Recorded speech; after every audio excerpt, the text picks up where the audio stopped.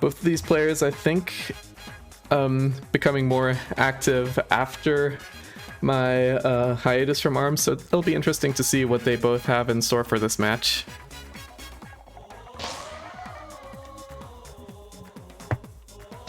They both seem to be ready, and we are heading into Mausoleum. Right. We've got Daz with the Ninjara and Kefkaru with the Twintel.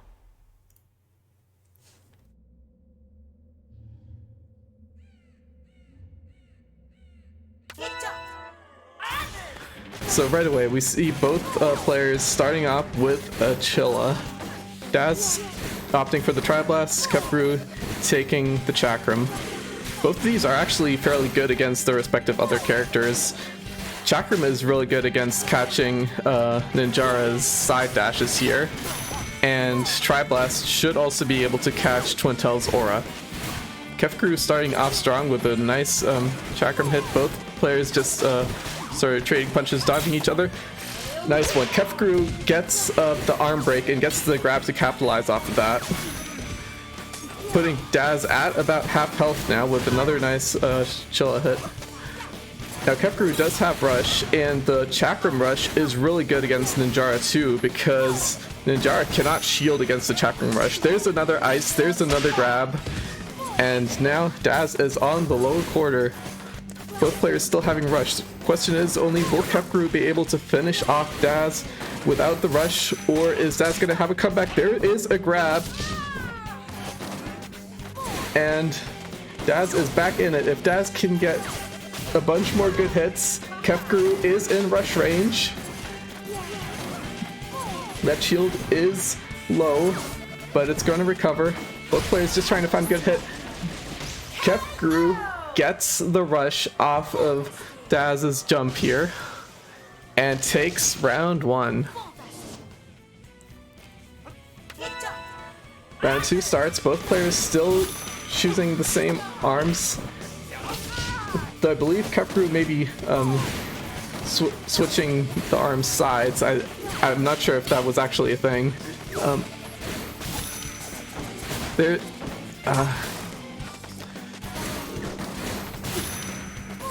Whoops. Kefkaru is just punching Daz a lot here. Daz does have the rush. Kefkaru has the rush now as well. Kefkaru jumps to try to get the rush, but that does trigger the explosion off of Daz. Now Daz going for the counter rush here, but Kefkaru blocks that. Now we are back to no rushes each, with Kefkaru still having a slight health lead here. Gets another grab, putting Daz onto about 100 health left. Daz needs to play careful in order to survive here. Gets one more hit onto Kefkaru's shield. That is another knockdown. Both players slowly gaining rush again. I think Kefkaru will get it first at this rate, but a nice 1-2 will be able to finish that off.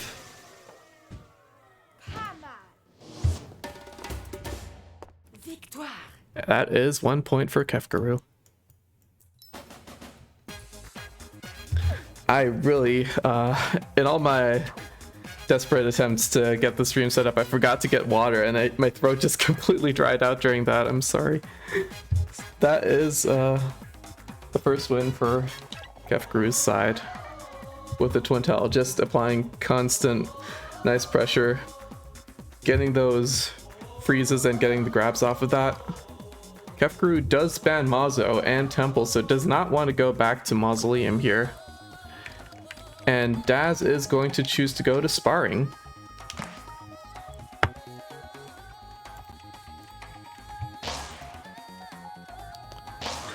We are going to go straight into match 2 here.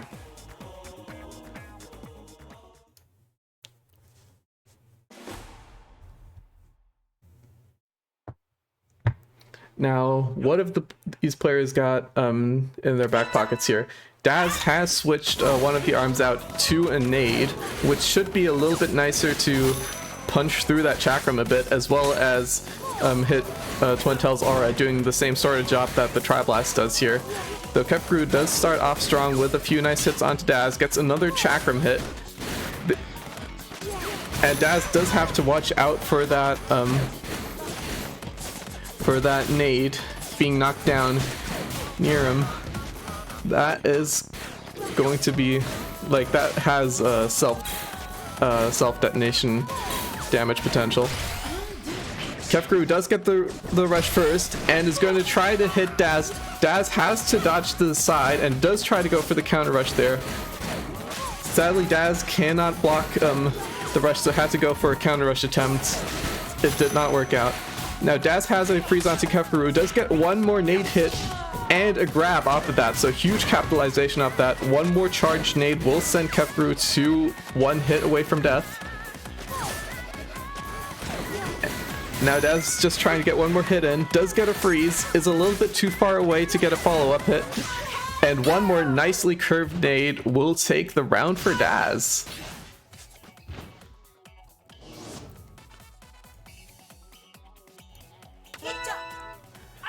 Round 2, both players still keeping the same arms here. Kefgru does have a Biffler in the back pocket, but is probably deciding not to use it. Now both players going for a rush exchange there. Daza dodging the initial hit, but sadly cannot get the counter rush in. One more. Did not take a lot of damage from that last bit of rush though, so, and is actually going to take that damage back with some nice, nicely aimed punches. Both players just exchanging a lot of punches from far away to build up more meter. Kefgru is going to hit it first and is going to use it right away, catching that extended nade. Now getting one more freeze in. That is going to lead into a chakram combo. Daz does have the rush now. He's going to try to close the gap a little bit here. Does get frozen. Now Kefgru is going to try to get the chakram. That gets shielded though.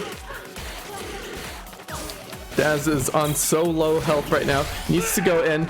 Is going to spend the rush actually, not opting to save it. Now Kefgru does have the rush ready. Just needs to find a nice opportunity to use it here. 10 seconds remaining on the clock. There's one punch on Daz. I think Kefgru does have this. And is going to get one more chakram hit in at the very, very last second. This match at 1-1 now. Kefgru is starting off the third round with another rush. Is going to use it straight at the start to get some nice damage onto Daz. One more self-detonation is going to knock down Daz there, and another combo will just keep piling up that much damage. I don't think Kefgru's taken any hits yet, and Daza is on lower than a half. Is going to get that rush though. Is that going to be able to equalize this match a little bit? One more nice freeze is going to get shielded. Both players with rush now. Kefgru is going to use it, but it's going to get cancelled from the extended nade. Now Daz is going to have to find a really nice rush to bring the health back. Again, Kefgru just keeps throwing those arms out at the long distance to charge up the meter. There's the missed grab, which is going to lead into 250 damage on the rush. Daz is still behind, trying to find some more nice damage, but is going to take some self-damage from those nades that exploded close to him. Now Kefgru has the rush ready and is going to catch the extended nade. There is the match, and it's going to go 2-0 to Kefgru.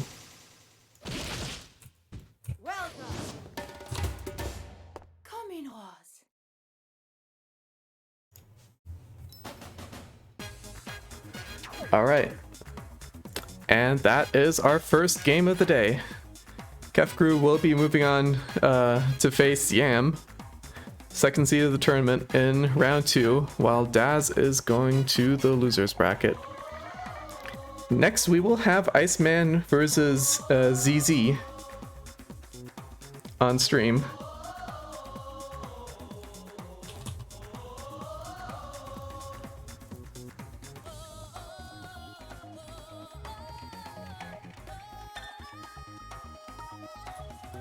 Let me just check one thing real quick.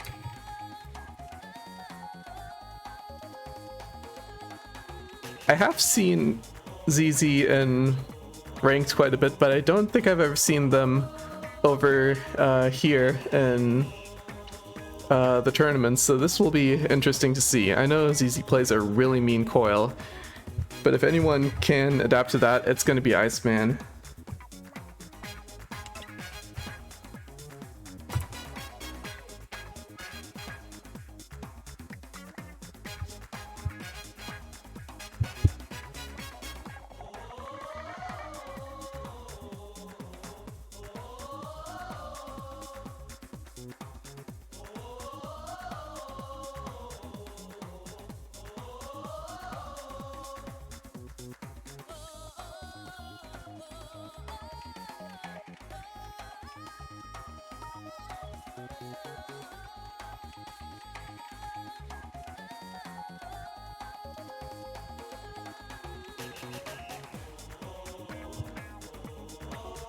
Okay, I got water.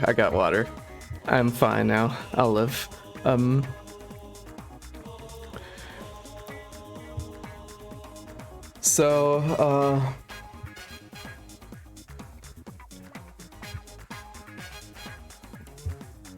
Yeah, bans are starting. ZZ is gonna start by banning sparring. Iceman, banning Mazo and Buster. And our first match will be on DNA Lab.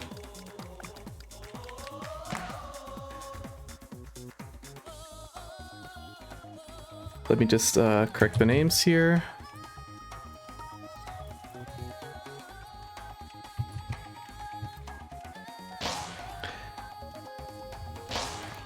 And we're going to go straight in.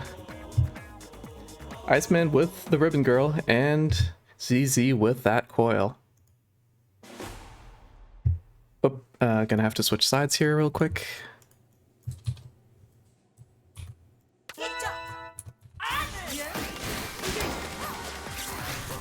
And they're off.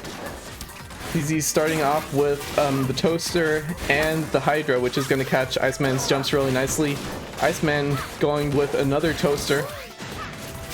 Just the really basic, really solid gloves, and a Tri-Blast, which will catch horizontal movement quite well on his side. ZZ starting off very strongly with a bunch of nice hits, but Iceman does get a knockdown there. ZZ building that rush up extremely fast here, but Iceman does have another rush built up on time before ZZ gets an opportunity to spend it. Both players trading hits really nicely, are at about equal health now. ZZ using those pillars to weave back and forth while charging up that third arm. Iceman just trying to find a way around them. There's the Tri-Blast hit from low, so ZZ goes up, allowing for that rush confirm. And now Iceman does have a lot of health onto ZZ, but ZZ does have that rush, is going to get shielded. Now Iceman is suddenly in the lead here after the match was so equal throughout. ZZ equalizing it very nicely with one good Hydra hit here. But now they're slowly reaching timeout. Iceman does have the slight health bleed. That's going to get taken away from another Hydra hit. Needs to find another hit to get back in this, but ZZ is going to be able to avoid that extra little bit of damage. And ZZ takes the first round here. Starting immediately right into round 2. Not even going to bother changing arms here. We have, I believe that was a hit onto Iceman's Tri-Blast here to get the knockdown and a little bit of extra damage. So ZZ does start this off with a very nice health lead here and the rush opportunity. That's going to catch Iceman's, I think, extended Tri-Blast. But the early knockdown happens and ZZ does not get the full damage off. Now Iceman has to try to find an opportunity to get back into it. Is going to get that with a nice Tri-Blast confirm.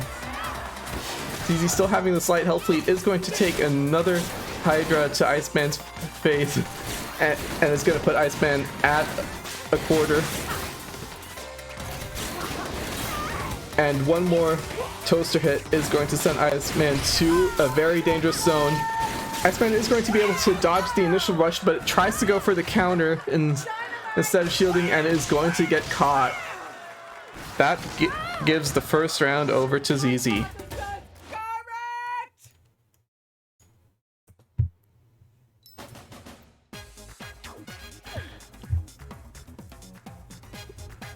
They're going right back into it. Sparring and Via is banned from ZZ's side. Two stages which have some corners and not a lot of space to move out of, because Coil, as you know, is one of those characters that really likes mobility. Iceman being comfortable with DNA is just going to take the run back to DNA Lab, and we are going to go straight into game 2 here. As soon as both players are ready, Iceman is changing things up a little bit and is going to go for the Min though. Both characters, I do believe, really like this stage, because while the pillars do give room for Coil to maneuver around and charge up that third arm, they also give Min the opportunity to charge up the Dragon Arm.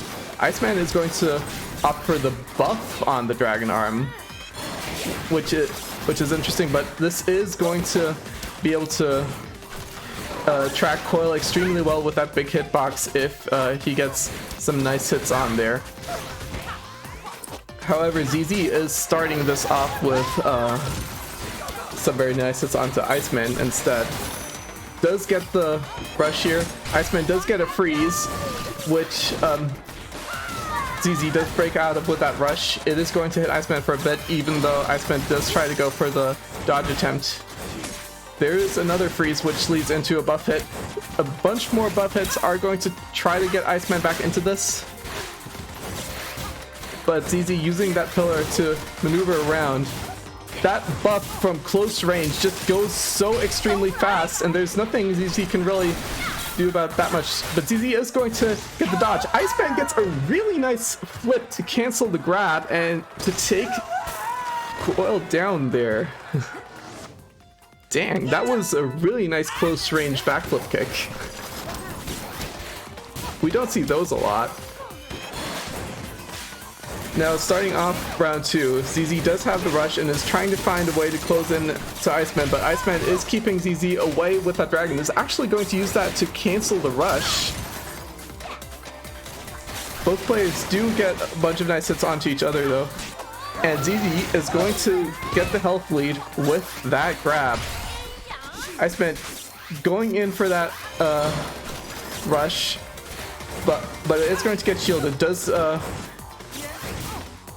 cut his losses and go back to charge that arm. It's going to get knocked down now though, and ZZ has that rush almost ready. He's going to try to find a way to close in to use that. Gets another knockdown. That should bring Iceman down to rush range. And there's another grab to bring Iceman to an even bigger deficit.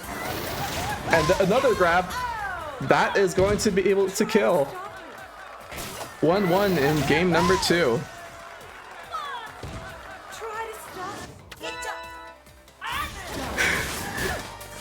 And there's match 3. Iceman does make a slight adaptation here, changing the Ice Dragon to a Hydra to maybe catch some of ZZ's up and down drift a little bit better. Goes for the jump dash into the rush, but that is going to miss. And now ZZ has the rush lead, has the slight health lead, is going to try to find a way to go into Iceman. There is a bunch of nice damage.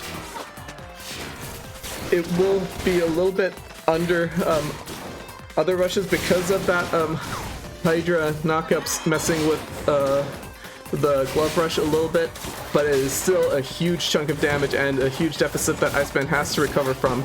There's another nice buff hit. There's another nice buff hit. They come out so fast. There's a knockdown though, a bunch more knockdowns. Iceman is not going to have that Dragon Arm back, and one more Hydra hit will seal the deal for ZZ.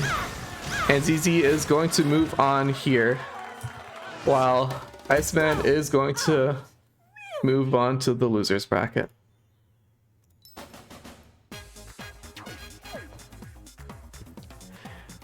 Good game between the two of them. Iceman definitely gives Izzy a run for their money.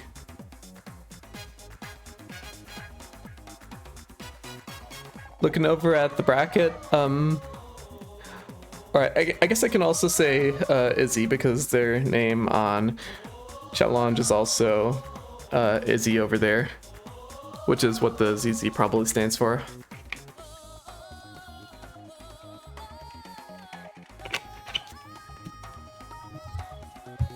We are currently waiting a little bit for the other matches to complete before we have our third round match.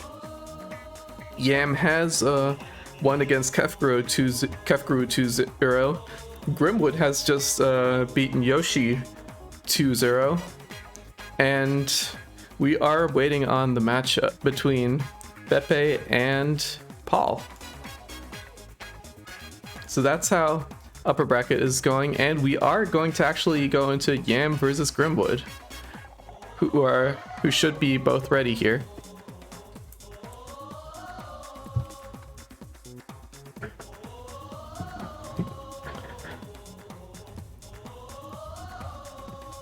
I'm gonna take this opportunity to have another quick water break.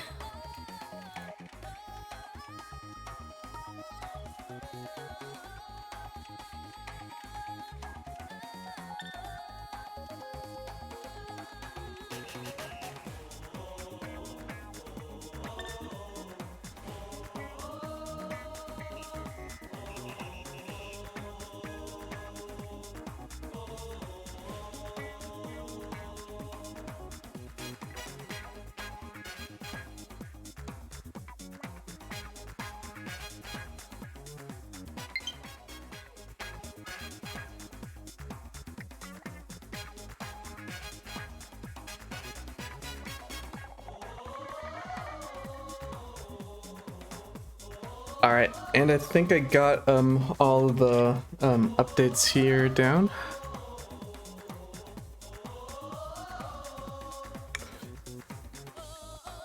And there we go. There is going to be a sparring ban from Yam, a DNA Temple ban from Grimwood, and that leaves Buster and Mazo open. Sort of predictable mains from both sides here. Grimwood as a brass main does like the close range stages, while Yam as a Min or Ribbon Girl player. Yam does have several pockets too, including a Lola, but Yam does like the distance a little bit more, especially against a max brass.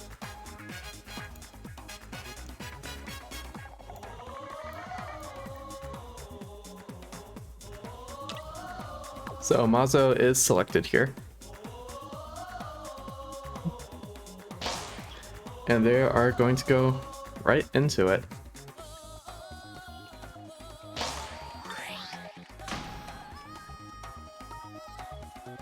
Oh, Yam actually going for the Springman. That's not a character I've seen from Yam, actually. This is going to be interesting. It's just a default Springman, too. Interesting, interesting. And Grimwood, I do believe Grimwood not having a default setup, but going for the classic Max Brass double nade against Springman's deflect. That's going to help here a bunch. But Yam does get a bunch of nice hits onto Grimwood, not letting Grimwood charge up fully to go into the full brass mode. There's a nice hit into a grab off of the hit stun. And another nice rush from Yam. That's actually going to finish Max Brass before Max Brass even has a chance to go into the full buff boy mode.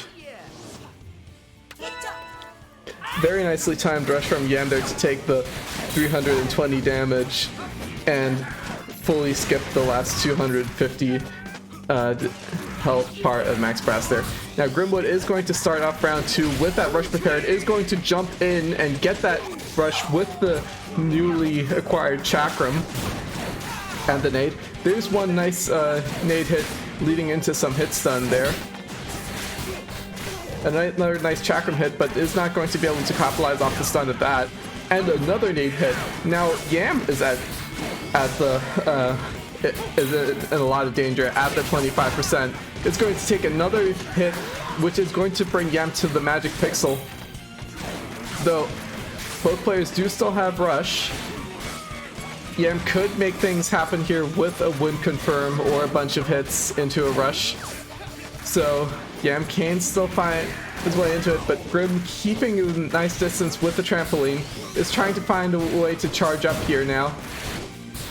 Takes a little bit more chip with the self-detonation from the nade, but Yam takes one step onto the trampoline, and Grimwood's eyes light up immediately to take the rush and take that last little bit of health. Now, we are at 1-1 here.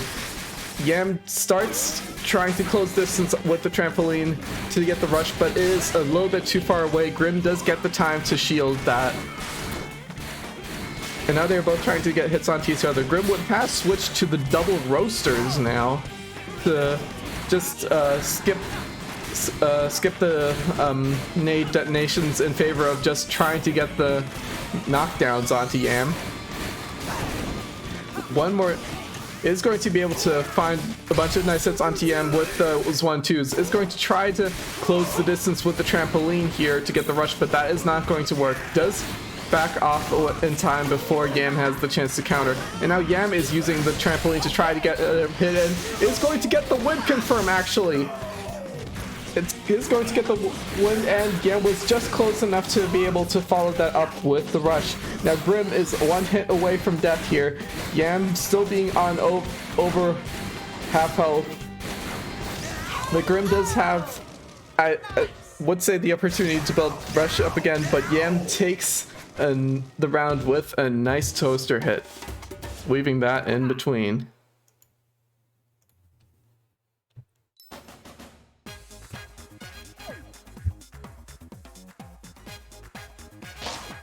Very good stuff from Yam. And for stages, we are going to go to Temple Grounds via Inspiring banned from Yam's side, being two very good stages for Brass, and Grim is going to pick Temple here for game 2. It's going to switch to the Twin Tell as well. I was wondering why not Buster, because Buster was also open, but that answers that. Grim is going to be switching to the Grim Tell. Starting off the round here with Chakram and Chilla, a set that we did see very effectively from Kefru earlier on, is going to start off with a nice few hits and a grab. Yam is going to try to keep Grim at a little bit more of a distance here, so Yam can take those deflect counters. Is finding a bunch of nice dodges and gets a nice hit with a tri-bolt, but Grim is going to get a bunch of nice counter hits here. Now Grim does have the rush. Yam almost has the counter rush as well, does have it now. Both players just trying to find the opportunity to get that in. Both players do have the stun arms here, so they can easily get a confirm off that. Grim is going to catch Yam's grab with the aura, and is going to be able to rush. Yam tries to get the counter rush, does not get that, but does get a nice grab here to get some damage back. Grim gets another nice Chakram hit in, bringing Yam down very, very low, and is at half health. Can just afford to play it safe a little bit, keep some distance with the aura. Yam trying to find a few stray hits here as the rushes slowly begin to charge up, but there is another nice Chilla hit here, going to be breaking Yam's tri-bolt and giving Grim round 1. Both players still opting for similar arms. Grim does go for the roaster here, just going for some much bigger damage instead of those Chilla combos, which does make sense since both players are playing at a fairly big range now. Yam was not letting Grim get into the distance to get those Chilla combos. They barely still even graze each other, just a few stray hits onto Yam, but it's been 30 seconds. Yam does finally break and go for the rush. Does not find it. Does get a lot of chip damage though, but it's going to heal back up. And the arm break. Grimwood does close distance a bit. Is going to get the rush confirm off of the Chakram. And is going to catch Yam in the corner. There's another Chakram. There's another Chakram. It's going to lead into a grab. And Grim, who played the first 30 seconds of this match so far away, suddenly just completely shifts playstyle and closes in on Yam and takes Yam down very, very low. This is 24 seconds left, but it feels like an almost insurmountable lead.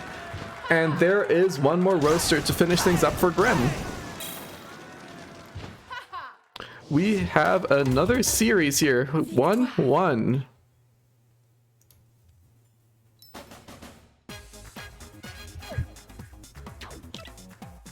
Grim definitely taking back a lot more tempo in game number 2 here.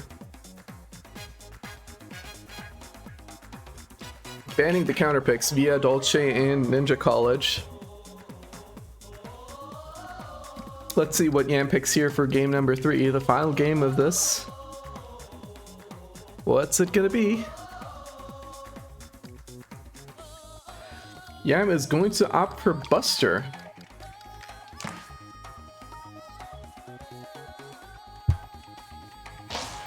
Now this is going to be an interesting stage. It does have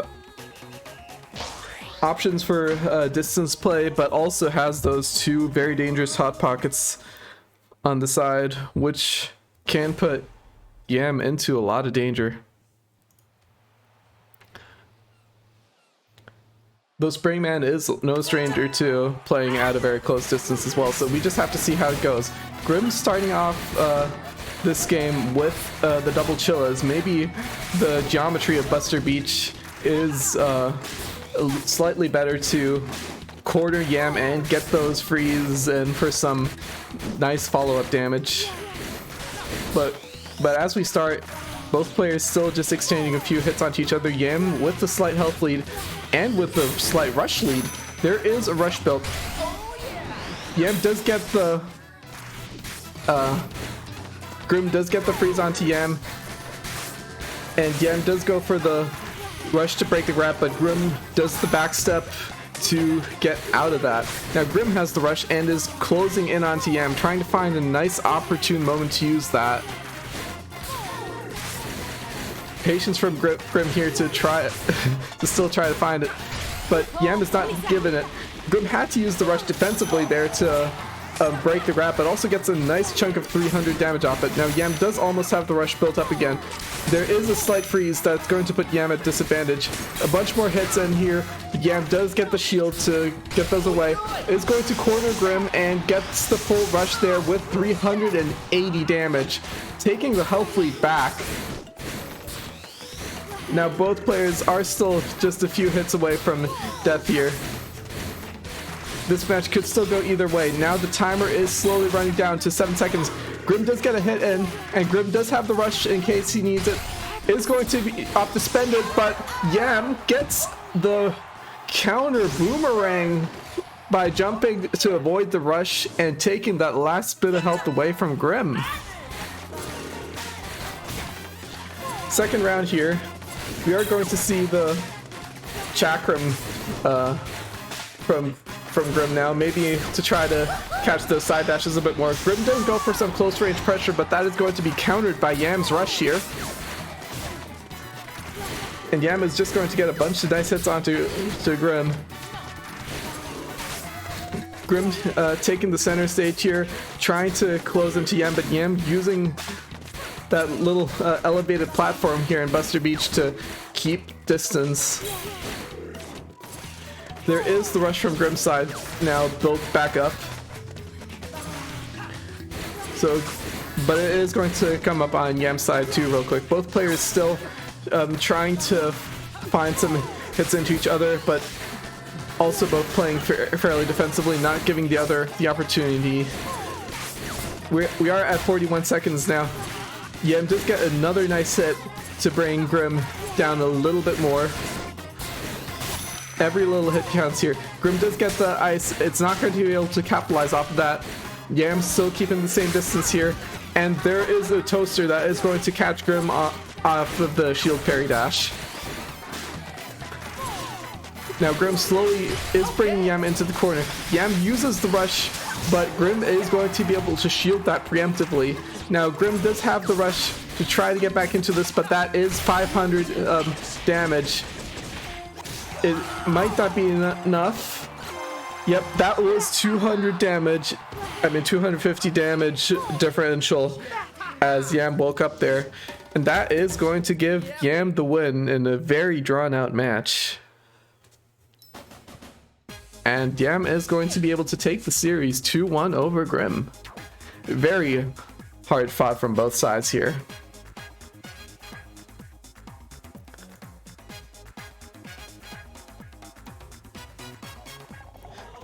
I need some more water after that. My throat is killing me.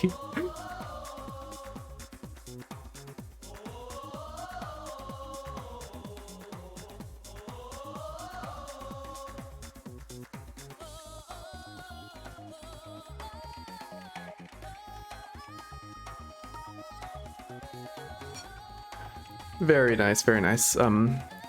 So we have Yam taking the series 2-1 over Grimwood. We are gonna be seeing Yam real soon in the winners finals, but before that we are going to go to the other winners semis, which have waited until now to start. It's going to be Izzy, who we saw before, against Beppe.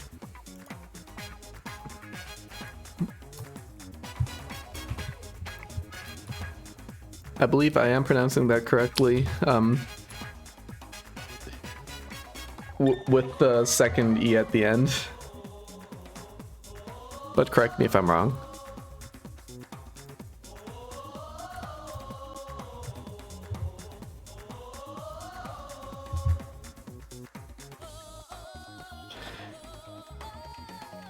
And yeah, they're back here again. ZZ with the very strong Dr. Coil. And Beppe being a really solid Ribbon Girl player, we're going to see evasive maneuvers left and right. Sparring is banned. DNA and Temple are both banned, so the two larger stages are gone as well. Mausoleum and Buster Beach are going to be remaining here. Not Snake Park, not Snake Park.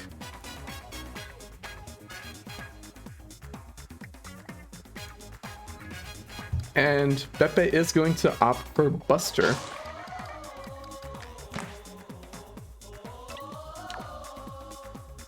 Let's see how that works out for the two of them. We are going to go into game number 1, Ribbon Girl versus Coil.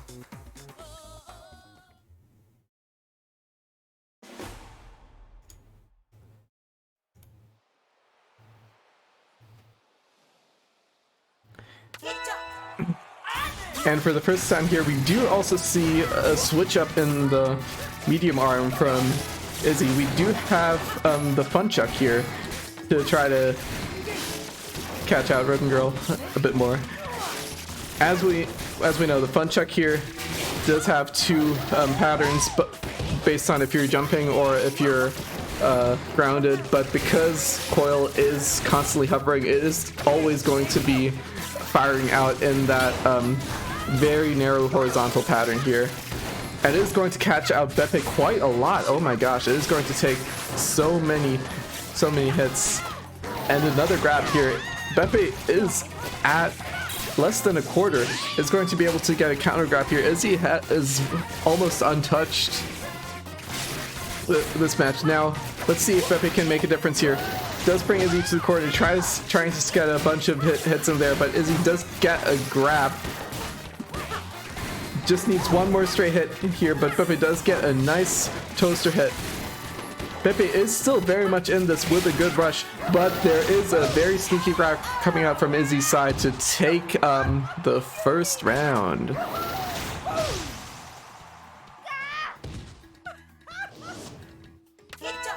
Round 2 here. Pepe is going to opt for the double toasters instead. Izzy getting a nice Hydra hit here on Pepe's jump landing. Pepe is going to be able to find the rush first on that extended fun chuck and is going to get 310 damage here. It needs to find some nice opportunities to get some more hits, but Izzy is very good on those Hydras. Does get another grab to capitalize off that shield. Pepe with the counter grab here, dodging the fun chuck hits that was incoming. And gets another nice roaster curve onto Izzy's approach, though Izzy is going to get another grab. Izzy does go for the rush here, is going to catch Pepe on a jump, but Pepe does manage to jump to safety using all those Ribbon Girl jumps. Now Pepe does have ZZ cornered and is going to be able to find a nice roaster rush. That is going to be a lot of damage. And Pepe now has the health lead. It's going to be slightly neutralized with another fun chuck grab combo from ZZ, doing another quarter of Pepe's health. Both players could take it now. It is very back and forth, much closer than the last round. They just need to find one good hit. This is so tense, but on that approach, Pepe is going to get hit by another Hydra, very nicely aimed from ZZ. And that is going to be game number 1.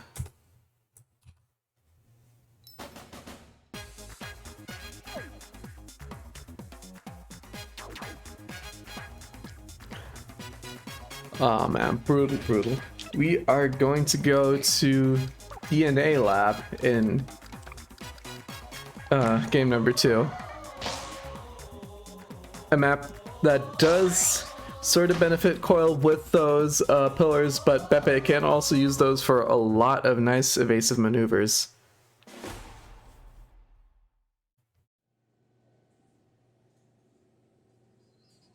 Loadout staying relatively the same, but Pepe is going to be switching that roaster out for a nade, trying to get some more explosive damage onto ZZ.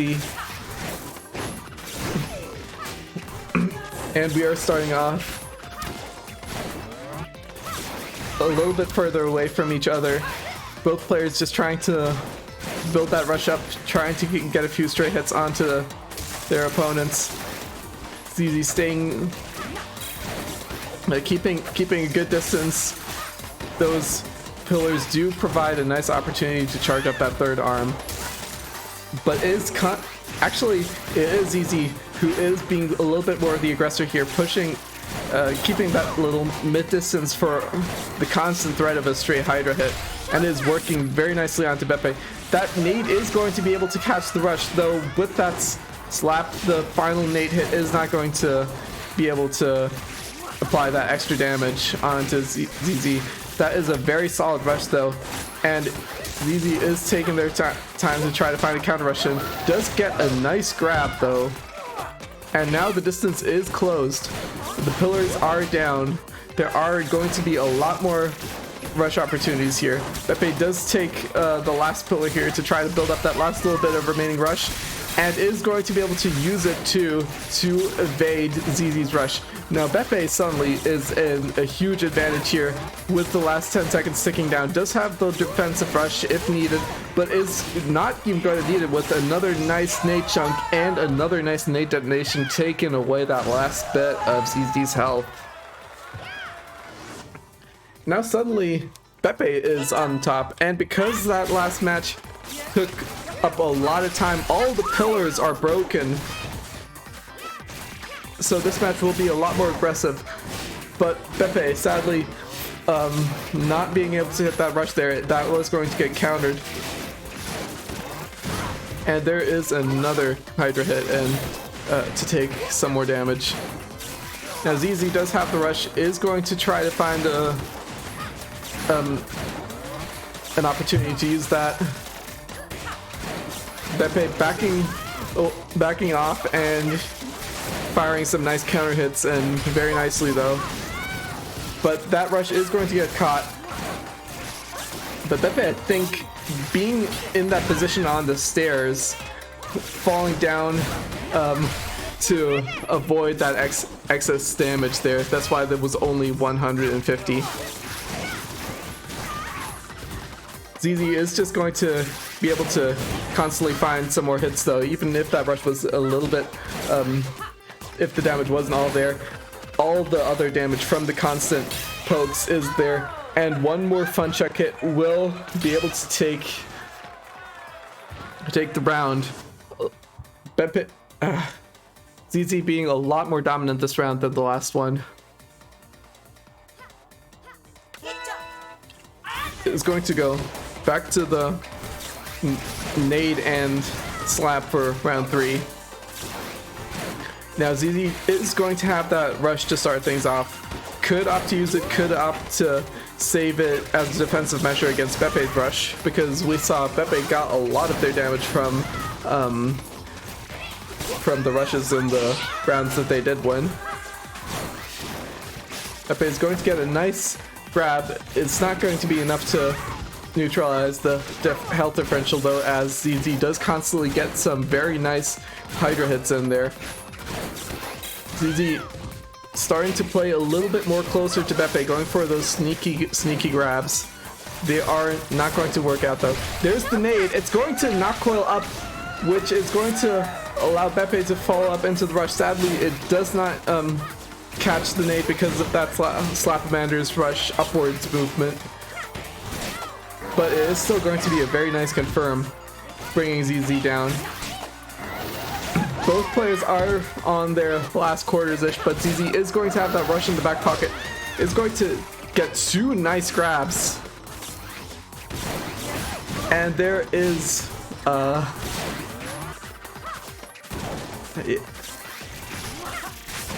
yeah, and there's just a lot of damage coming from ZZ's side. Very huge threat with the rush, and is going to catch that last little bit of Beppe's health. That is going to bring ZZ to a 2-0 victory.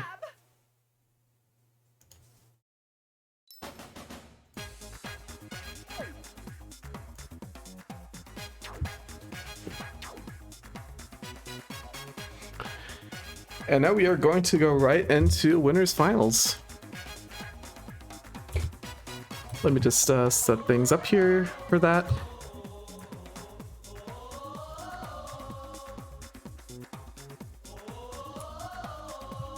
It's going to be Z versus Y, Izzy versus Yam.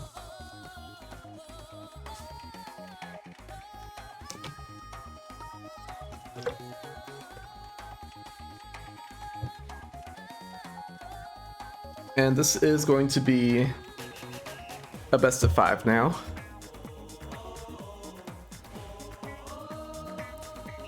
So we're gonna be able to see how these two adapt to each other a little bit over the course of the round. I wonder if Yam is going to be able to, if Yam is going to stay with that default spring, or if Yam is going to switch it up and bring out the Min, or the Ribbon Girl, or the Lola.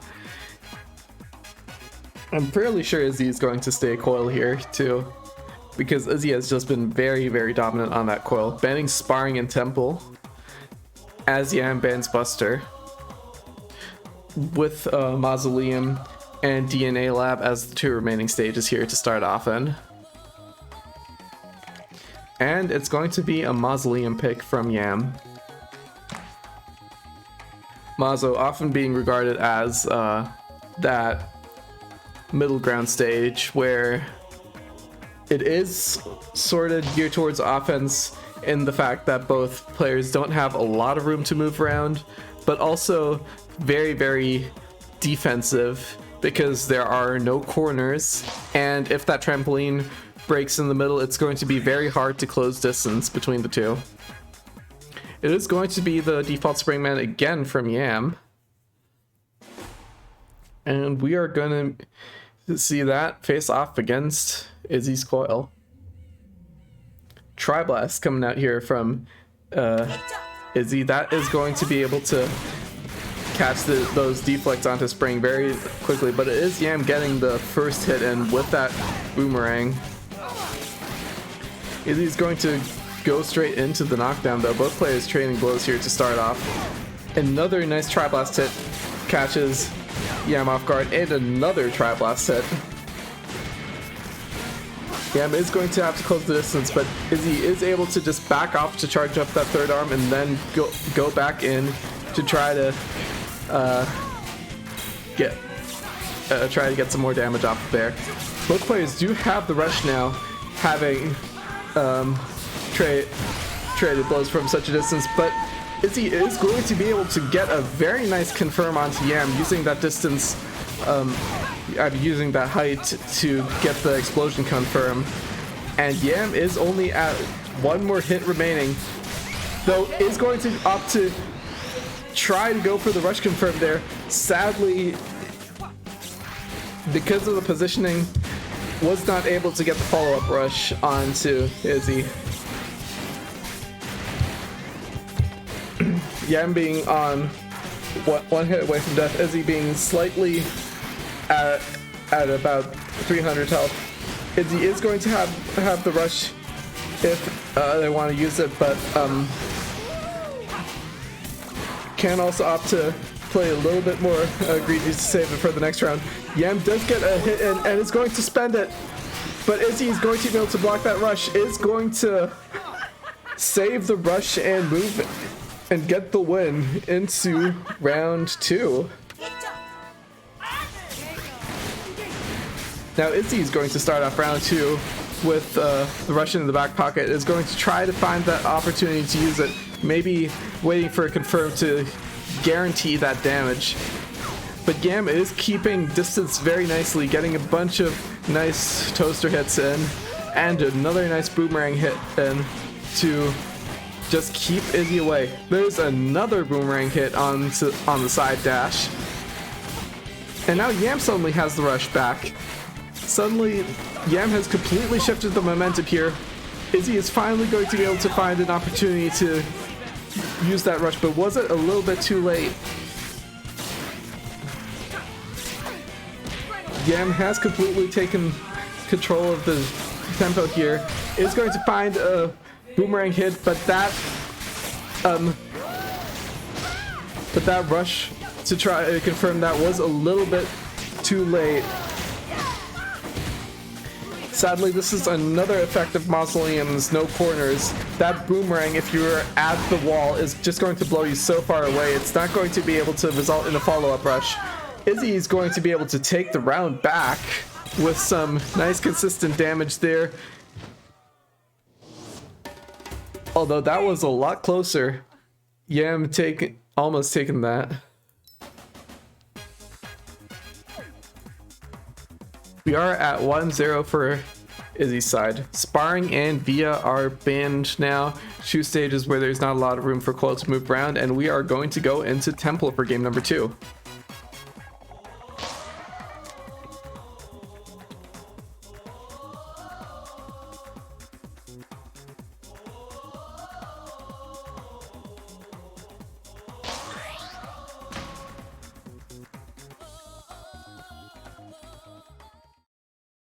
Yam is going to be able to opt for the ribbon grill now, though. Staying with a set that is close to defaults, but not quite. With the toaster instead of the Sparky here. But does have the popper and the slap.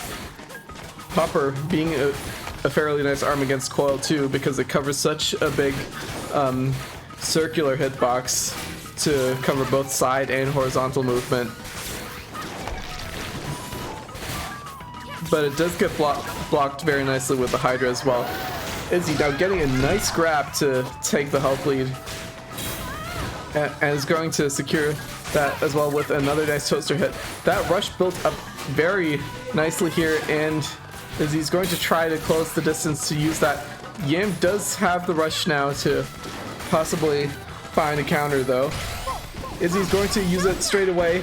Yam tries to go for the jump and counter rush, but is not going to be able to jump high enough. That toaster is still going to track. And Izzy now finds themselves in a huge health lead here, having about double Yam's health. Using those pillars here to block a little bit to try to get another third arm up. But yeah, both players playing very defensively here. Izzy is going to have another rush charged up right away, ready to use, and Yam almost has another one as well. If Yam can use that rush, it is going to be a huge differential.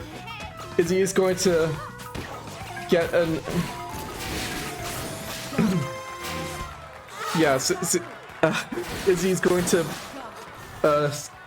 increase that difference to 250 with another nice Hydra hit, and was just able to win that round there by blocking until timeout, securing that health lead. Now both players starting off round 2 with a rush. Izzy's going to play a lot more aggressive here, gets the nice close range grab onto Yam.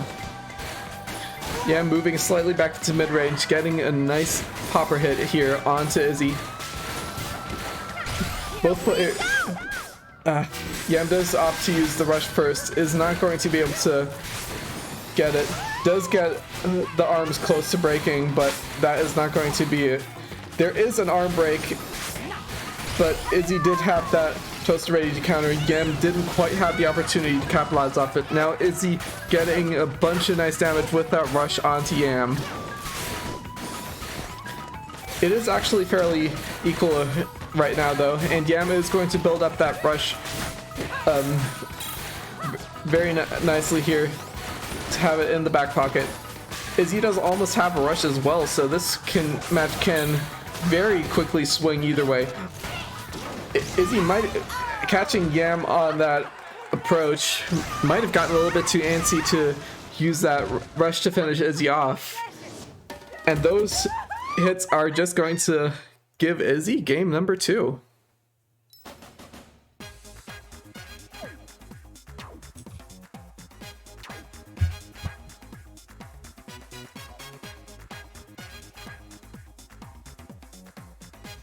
And we are going to go to round number 3. Same bans from Izzy's side, but Yam needing to try something new is going to switch it up to the Europe counter pick, Ninja College.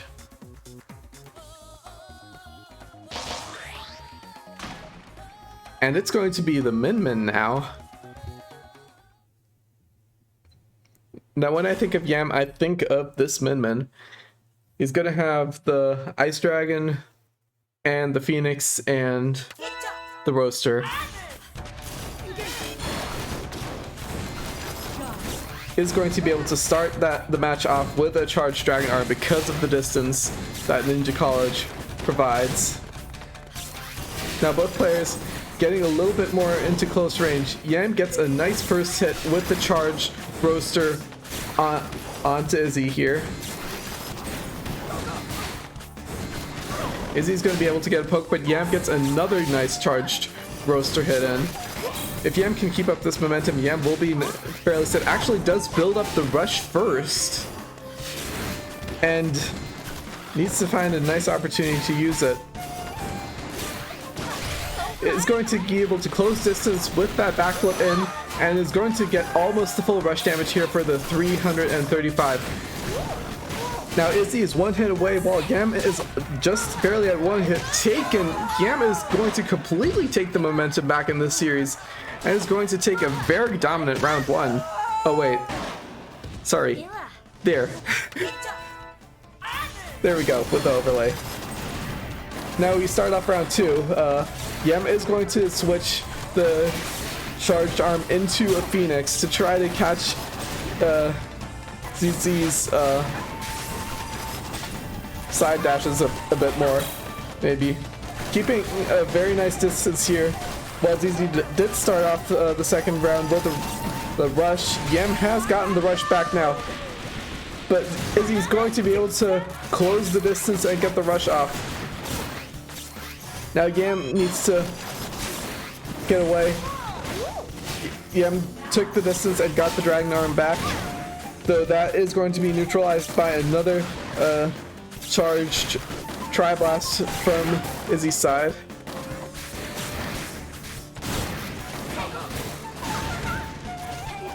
We're just looking to see what the next hit will be. Izzy is taking a slight leap back and is actually going to be able to build up that rush back before Yam finds the opportunity to use it. Though is going to get frozen here. Does give Yam the opportunity to get that Dragon Arm back. And Yam is going to find another nice knockdown.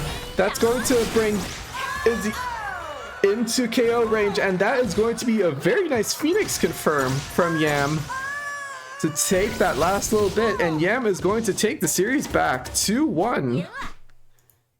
We have a series.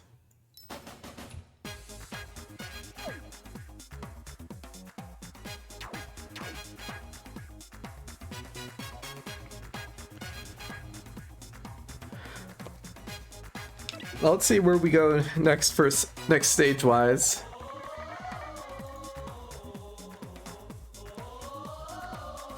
Sparring and Mausoleum are banned from Yam's side, and Buster is going to be Izzy's next pick.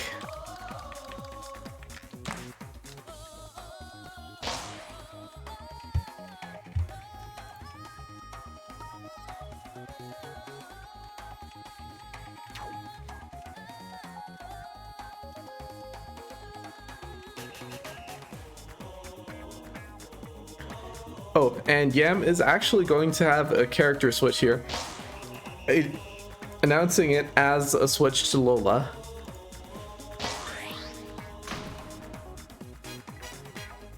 And they're going to go right into Buster Beach.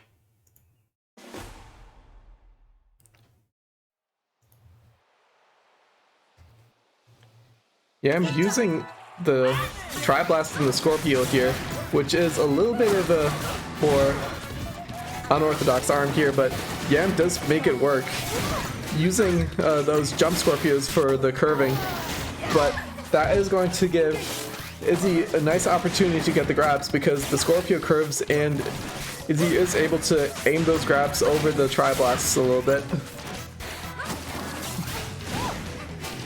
But Yam is countering very nicely with some very good pokes here. Izzy does build up the rush first, does have Yam over on the lower end of Buster Beach, but Yam does close in a little bit more. However, that is a little bit too close as Izzy is going to be able to take the first rush of the match here. Izzy does go for the hit stun grab, but Yam breaks out of that with the rush. It's going to get a lot of damage onto Izzy here, and there's another Tri-Blast to give Yam the health lead. Now both players in mid-range from each other again, trying to size each other up, trying to find those opportunities to get those last few decisive hits, and Izzy has built up that rush again, and Yam is at rush range. That is going to be a grab to bring Yam to the magic pixel. However, Yam does almost have the rush back. This could be a comeback if Yam gets it, but that is slightly too far away to make a meaningful rush. And Yam does attempt it, but Izzy is able to shield that safely, giving Izzy the first round. Hold up, I need to close my door. I didn't realize it was open there. Right, round two. Izzy is going to start that off with the rush there. Having taken a bit of poke damage here from Yam, that rush is going to equalize things a little bit. Now Yam is almost able to get that rush back. Whether Yam is going to be able to find the opportunity to use it is going to be a different question, because Yam has only been able to really use these rushes in a defensive situation where Yam has countered an offensive option from Izzy. Now, Izzy also has the rush back and the slight health lead, so Izzy is going to be able to be on the offensive here, able to avoid those grounded Scorpios with relative ease on the approach. There's another Triblast catching Yam's side dash, and Izzy is in a very sizable health lead. Gets another grab onto Yam's shielding here. And Yam is at less than a quarter. That is rush range. Yam is going to try for the counter, but it is going to be a little bit too late as the last bit of rush still tracks and gets Yam down very low. One more nice toaster hit is going to give it to Izzy. 3-1. Izzy is our winners bracket winner and is going to have one last opponent to beat later. Izzy takes the winners bracket 3-1, and Yam is going to move down into losers.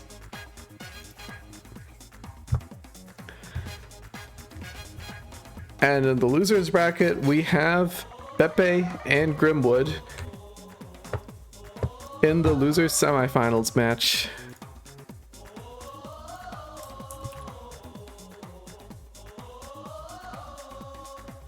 Let's get that up here real quick.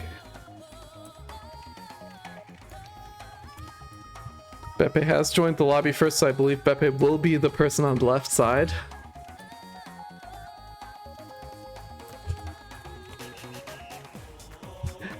That's a handy shortcut here, so you don't have, because I don't have the setup where you can easily switch left and right side names, so yeah.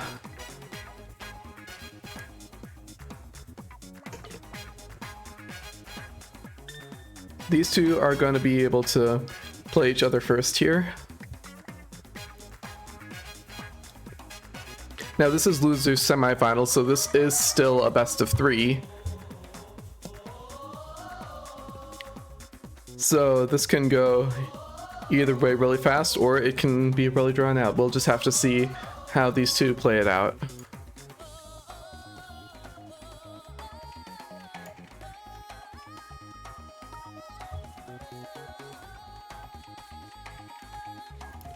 We are waiting on bans here. Pepe does ban first. Pepe, as you saw earlier, having a very solid Ribbon Girl, and Grim with the brass and also the Twin Towel. Sparring is banned, and DNA and Temple are also banned from Grimwood's side. Buster Beach is going to be the first pick.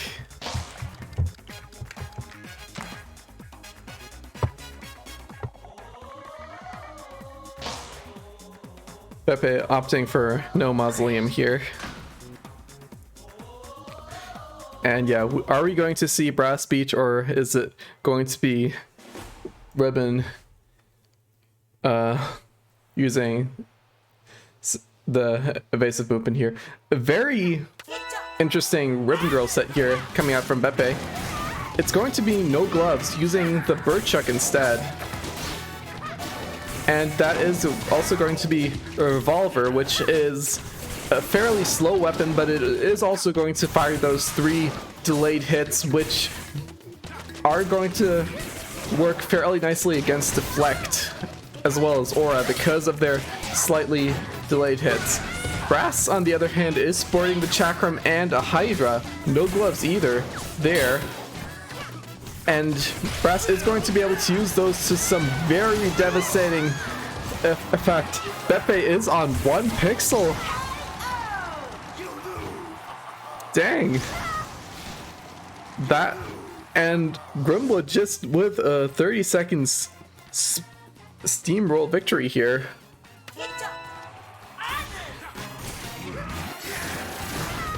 This is why you do not want to take a Brass to Buster Beach, because there is that opportunity to charge up to full by getting a little bit more distance, and then there is the opportunity to bring you into that corner of pain.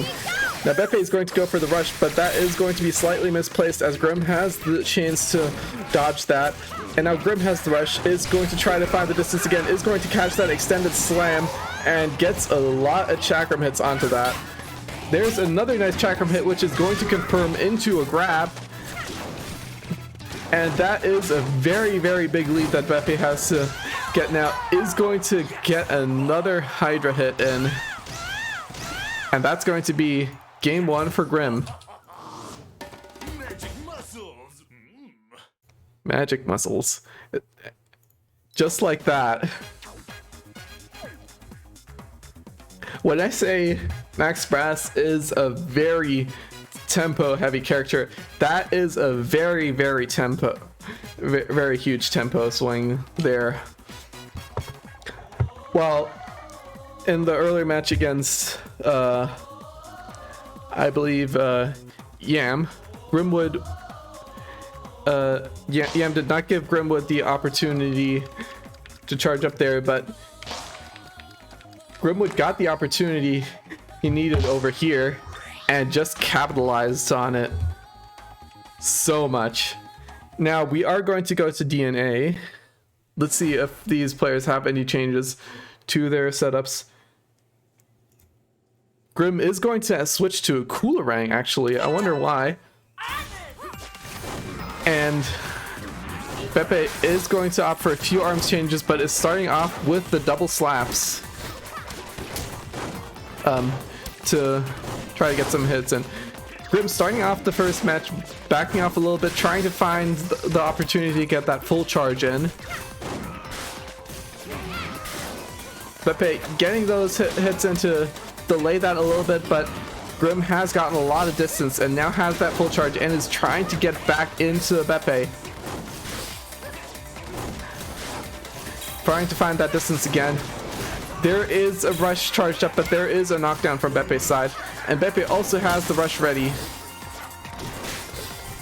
I wonder who is going to win in a rush exchange over here if it does happen. Beppe goes for it first. Is going to get a very nice curved rush, firing both slams out from behind the pillar. And that was just a completely safe rush there. Now Grim is trying to get the damage back and does find a very nice Coolerang hit onto Beppe.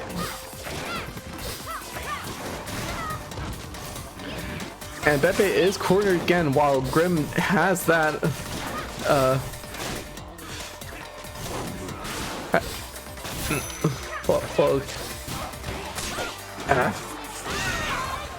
I can't talk fast enough, but there is one Coolerang hit, and that is why Grim switched to Coolerang, because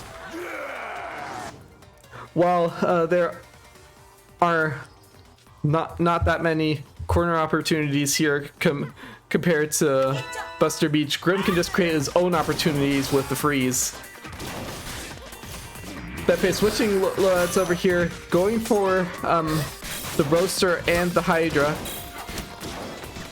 to get some hits in that are a little bit more straightforward.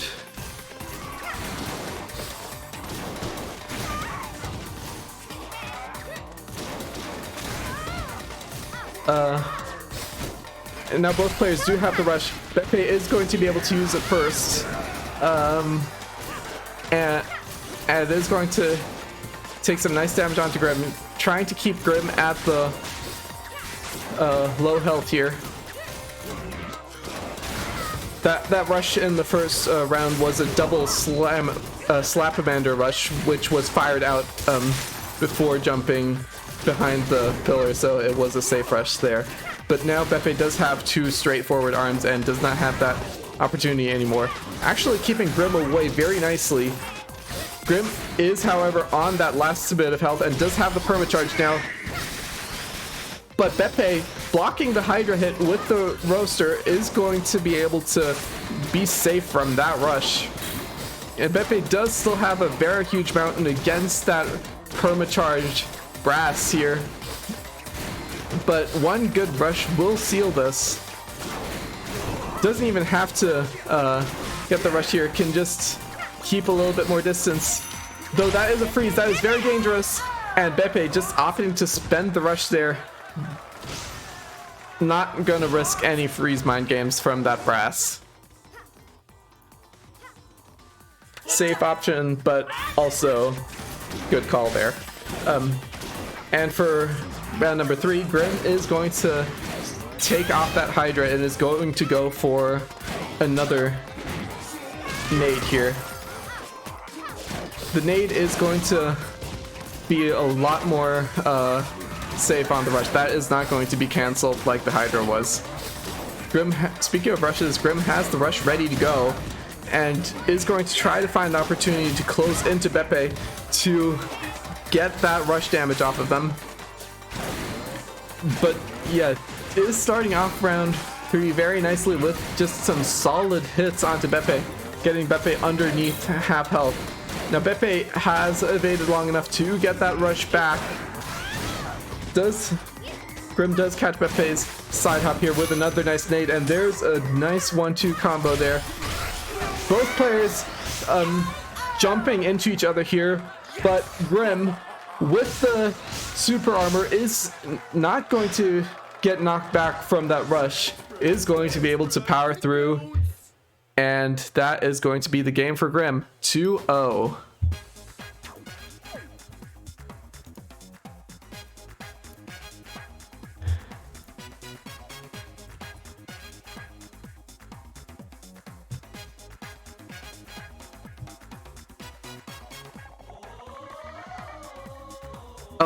I'll be right back 1 sec. But after that, we are going to get Grim against Yam in the losers finals.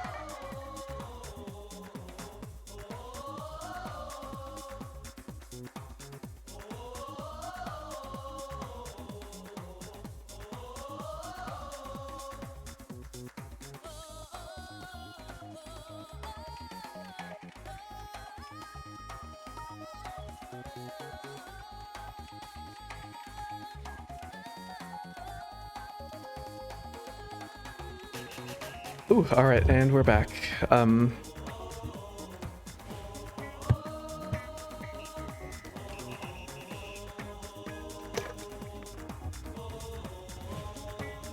So this is going to be the rematch between Yam and Grimwood. As we saw earlier, Yam did get the 2-1 victory over Grim. Grim getting one game back by switching over to Twintel, but that did not cut it for the end of the series here. It'll be interesting to see if Grim does stay with the brass or just goes to the Twintel immediately, and I wonder if Yam is going to bring out the Springman again, or if Yam's just going to stay with the Min.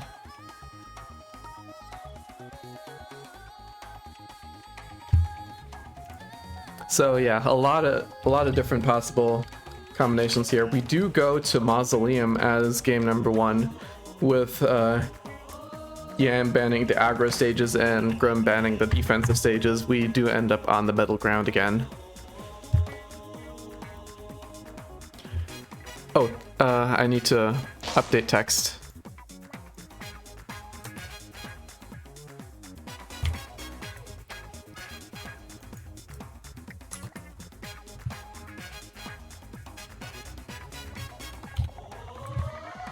This is now losers finals.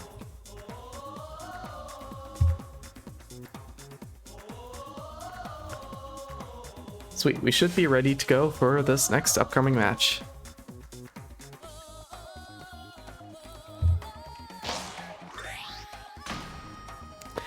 It's going to be... We're right back where we started off, I think. Yep, this is exactly the rerun from the first game with slightly different loadouts from Grim's side. We do have another Spring versus Brass on Mausoleum. However, this time, instead of the default-ish loadout from Grim, Grim is going to have a Funchuck and a Tri-Blast, which is, I don't believe that's a traditional Brass loadout, but it is going to be a menace against Spring's Deflect. Both players keeping distance to start. Grim trying to get that opportunity to get the big shield. Does get one knockdown and finally does get it. And now both players do have the rush. But Grim is just getting a lot of nice Tri-Blast pokes here. And Grim gets the rush first here by jumping and getting the nice Funchuck hits onto Yam. Now Yam is low almost, but not quite at 25%, and does have the rush in the back pocket. Let's see if Yam can take it back. There is a huge Tri-Blast hit from Grim, and another will just take that last quarter of health down from Yam's side. Give the first round over to Grim. This match proceeding a lot differently than the one in the winner's bracket. Grim having a lot more momentum now, perhaps. We do start off round 2 with a rush ready from Yam, but a rush does build up on Grim's side, and Grim does get the opportunity to capitalize on it first, getting a nice 345 damage rush onto Yam there. But Yam does gets a few really nice toaster hits onto Grim to not let Grim buff up, and gets a very nice counter rush, not letting Grim grab him. And Grim is now on Magic Pixel while Yam is at about a quarter, half health. And one more nice curving boomerang around the side will give Yam the win in this round. We are going to a third round. Grim opting to switch to the nade now instead of the Funchuck for the double explosions, while Yam is sticking with the classic boomerang and toaster. Yam does start off the round with the rush and is actually going to be able to use it first this time, not letting Grim use the rush first, getting a nice 370 damage. The Grim is now going to be able to get the knockdown onto Yam, gets a few nice explosions, and is going to have the rush ready here. I think Grim was fishing for an explosion confirm with those detonations from above aimed at the ground to knock Springman up, but just a rush like that is completely fine, of course. Now Yam needs to get back into the game. Yam does get a bunch of nice hits onto Grim, and does have the rush ready too, while Grim's rush is a slight bit away. But that bit of super armor, I think, is going to help Grim stay safe against that rush. Now Yam is in a huge amount of danger. That's going to be one last hit rush to seal the deal for the first game of the series.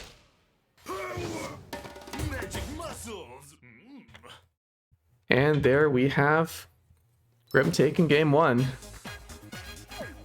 And a reversal from winner's bracket here. Grim really is hungry for that revenge. Via and Sparring is banned from Grim's side. And Temple is going to be picked as stage number 2.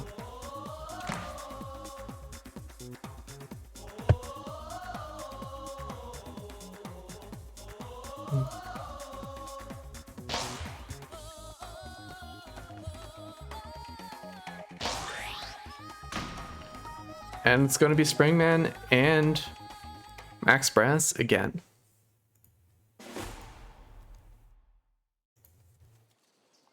Similar-ish loadouts, but there is a Tribolt and a Chakram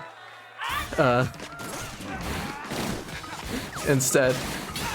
Grim opting to fish for those stuns into grab confirms a lot more than for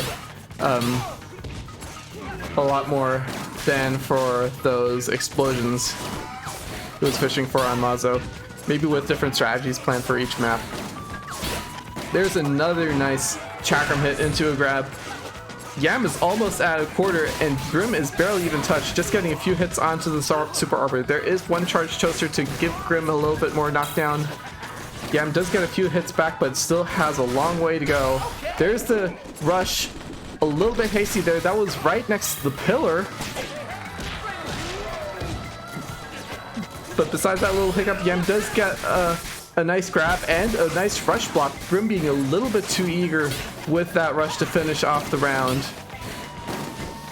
And Yam gets a few nice pokes in.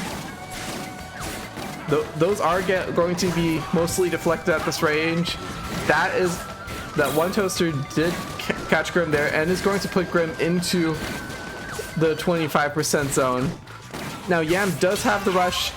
It is a little bit too eager to close distance to get it though. Is going to parry dash straight into that Chakram. So Grim is going to take round one now. And Yam, eager to go on the aggressive for round two to try to use that early rush, is not going to be able to get it though. Grim was able to dodge most of that by going behind the pillar.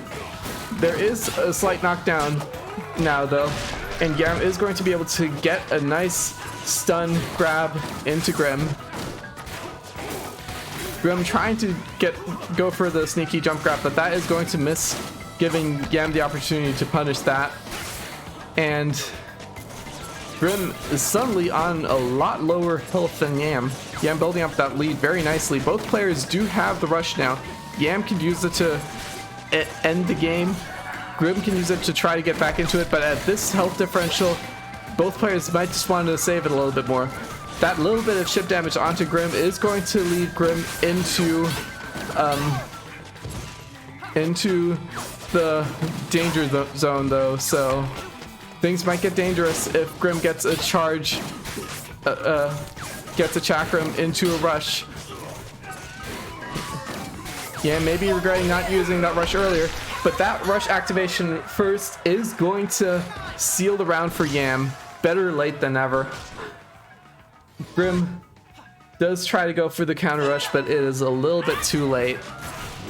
And Yam takes round two. We are going to round three again. Starting off with Yam pushing Grim into the corner. Does get a nice hit stun grab. Grab to get a lot of damage onto Grim. Nice boomerang hits to keep Grim against the wall, not letting Grim into a position where he can back down and get that little bit of charge needed. Now Yam does have the rush, is going to try to find the opportunity to close back in again, while Grim does also have the rush built up. Where'd Grim's health go?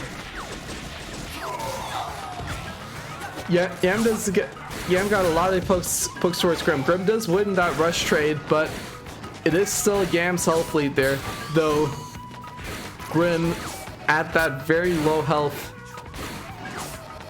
is going to have the perma charge ready. Yam needing to find his way around that. Grim does take a hit, gets another hit, is one hit away from death, and that toaster is going to find him there.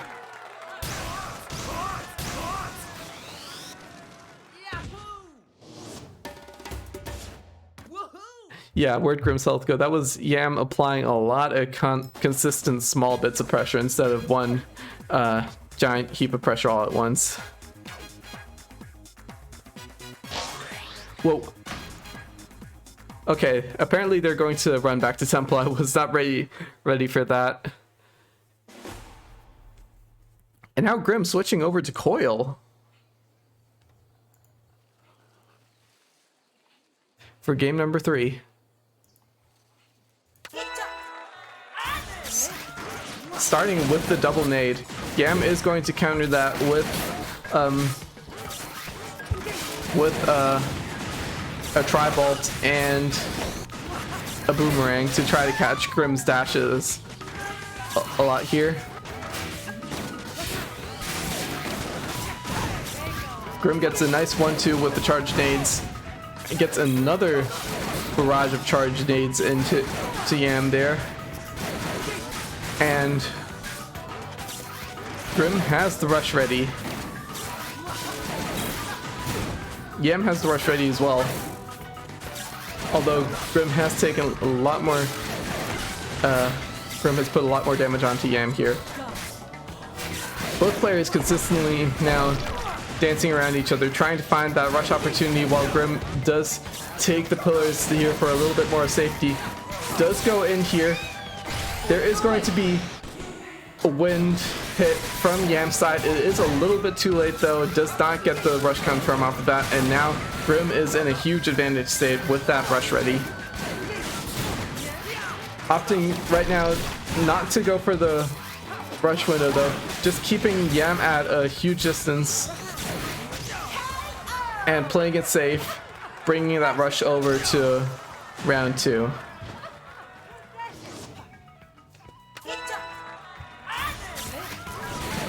Going over to the second round here, Yam is going to trade off those options to catch Grim to just the solid old reliable double toaster here. Grim is going to go for the rush first. That's going to catch Yam's arms extended, and it's going to do a big 320 damage here. Yam does have the rush ready now and is looking for an opportunity to equalize, but Grim is staying safe behind that pillar. That pillar is broken now though, but Grim moving side to side a lot to not give Yam the opportunity to go for the rush there. Is going to be able to sidestep that rush that does come out now. And Grim is suddenly looking to be in a very good spot here. Though both players are sending a lot of punches, charging up those rushes very, very fast. Grim has the rush first, but Yam gets a lot of nice toaster hits in on Grim, bringing Yam into the health lead with almost the rush back. Now both players do have their rushes. It is just a matter of who finds the right opportunity to go for it. There is a nade explosion leading into some damage going off from Grim's side, and Grim does catch Yam slacking a bit. Gets the rush on the extended arm there.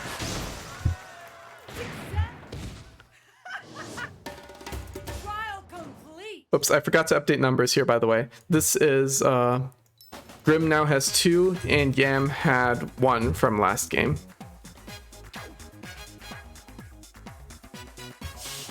So we are now at a stage where Grim needs 1 more win, or Yam needs 2 more wins. Via and sparring are banned again, which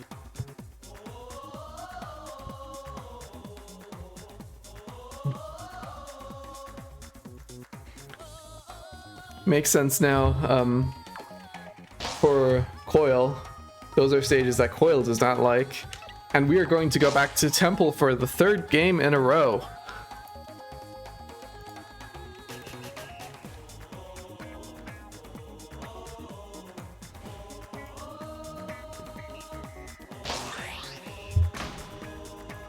Yam now switching over to the Lollipop. We did see that Lollipop a little bit ago against Izzy. Now it's bringing it out against Grimwood's Coil. Let's see how well this does. Slight adaptation here from Yam, bringing over the Popper instead of the Tri-Blast. Grimwood is going to go for the toasters instead of the nade here. Both players still keeping each other at a distance. Grim getting a nice few toaster hits in though, catching Yam in that corner a bit.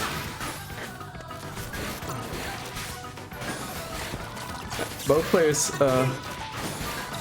still have a little bit of distance now. Grim does have rush. Grim is going to try to find the opportunity to close that gap a little bit. Yam does get the rush back, but it is going to be yeah, Grim is going to be able to get the opportunity to use that rush first. Now Yam does have the rush, but there is a huge health differential here, and Grim takes the round with one nice toaster hit.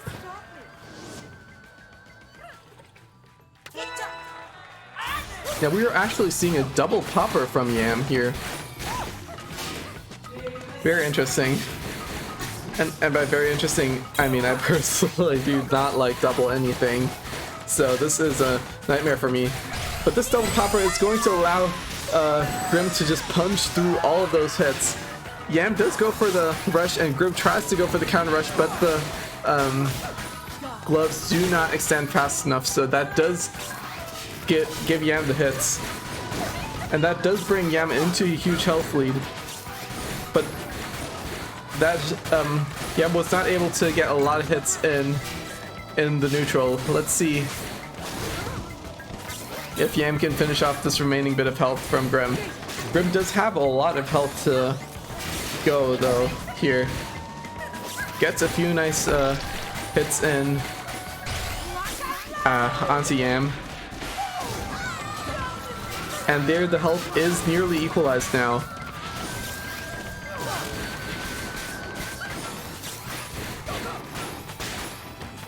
Again, the Yam trying to find a popper poke. Grim saving those toasters, but to try to get the hit in. And one of those toasters did cancel Yam's rush there. Grim taking the series here. And is going to move on to grand finals.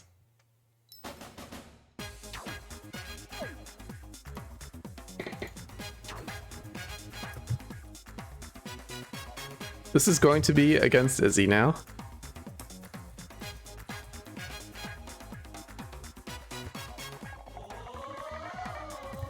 And we are going to go right back to 0-0.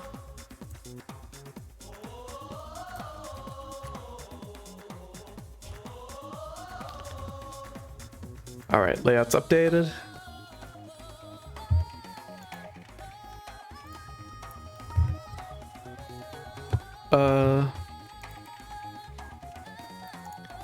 Quick BRB screen while I add Izzy real quick.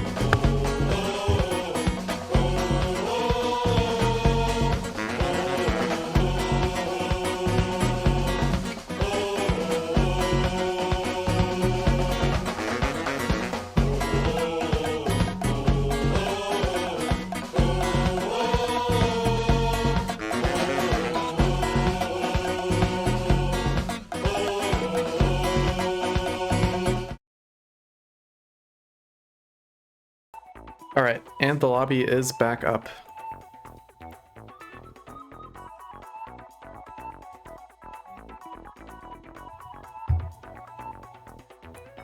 Now we are going to take a few minutes of a break here from the matches, as Grim has to check on the oven.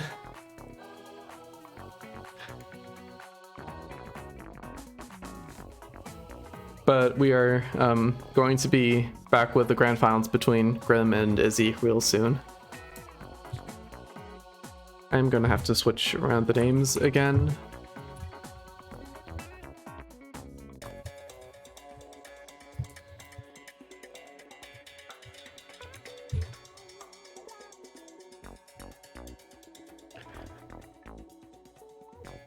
And yeah, Izzy does get the first ban here with sparring, but Grim will still be a little while.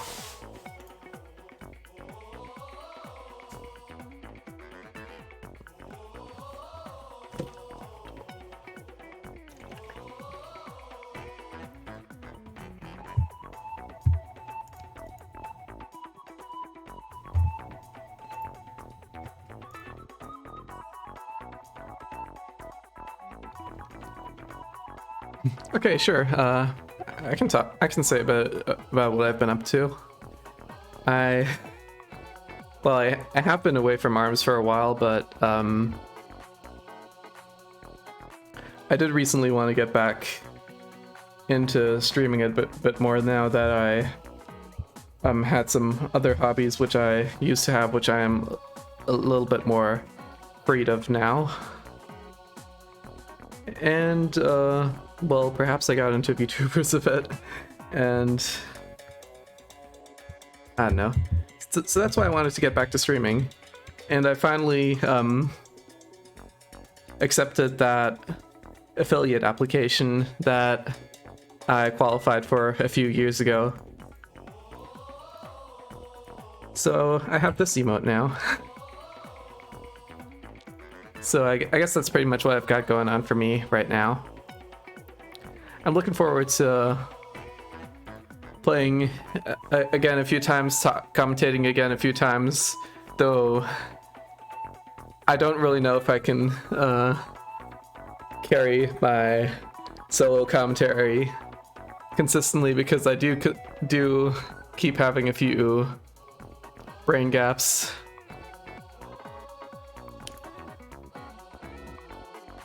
I would love to do this again in the future, maybe a few times, maybe not every weekend, but occasionally. I can do it occasionally.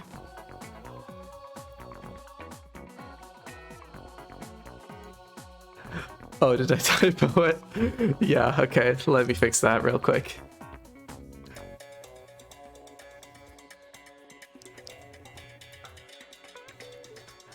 It is now Grimwood.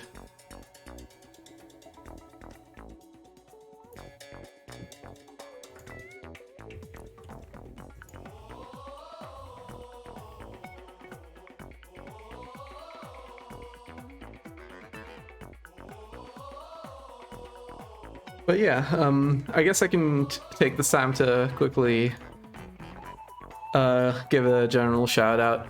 Shout outs to EUAC, European Arms Competitive, for keeping this bi-weekly series going on constantly every other week almost for almost 5 years now. Huge shout outs to Arms Central for their 5th anniversary events. If you're around at about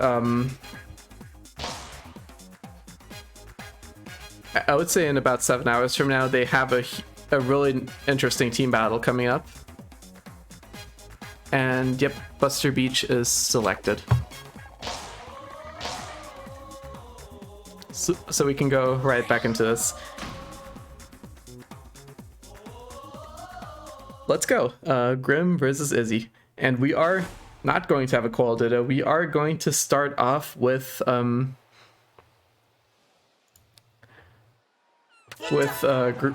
being on the brass and Izzy being on the coil. Grim opting for the double explosive set, Izzy opting for the double fire set here just to get a lot of knockdowns onto Grim. And Izzy does get the starting hits here, getting a lot of good knockdowns onto Grim, not letting Grim stay in that charged up position for long. And even in that charge, Izzy can just back off a little and wait for that to go away. Izzy dictating the tempo of this match very well here.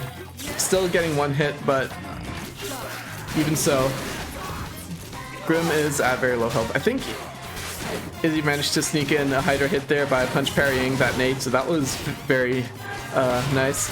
But now Grim is starting to get a few more hits in. As I say that, Izzy gets another fiery toaster hit in there, and both players do have their rush, but are staring each other down. Neither really committing to use it right now. And at this health differential, it is almost a little bit of a waste to use it for Izzy. Izzy just trying to finish that off while Grim does bring Izzy to the half health point. Now there is a timeout close to happening, but Izzy does get the finishing hit onto Grim before that happens. Now into round 2. Both players still keeping their same arm sets here, starting off the rounds with a rush each. Who will be the first to find the right opportunity to use it and build up that second rush? That is going to be possibly a deciding factor for the tempo of this match. Neither player has landed a solid hit on each other yet. As I say that, Izzy gets 2 solid toaster hits and gets a 3rd toaster hit, and to cancel Grim's jump rush there. And there is going to be able to get a grab from that hit stun. Izzy being on perfect pace and finishes off Grim. Okay, not quite perfect. It's a discount perfect, but that was a very dominant game from Izzy there. Try to stop. I'm unstoppable. Via and sparring are banned again. And the next map that we are going to be playing is Grim's Choice Mausoleum. Yeah, there must have been a little bit of field chip damage there. But we are going to go into game 2 now. Whoops, I never switched back.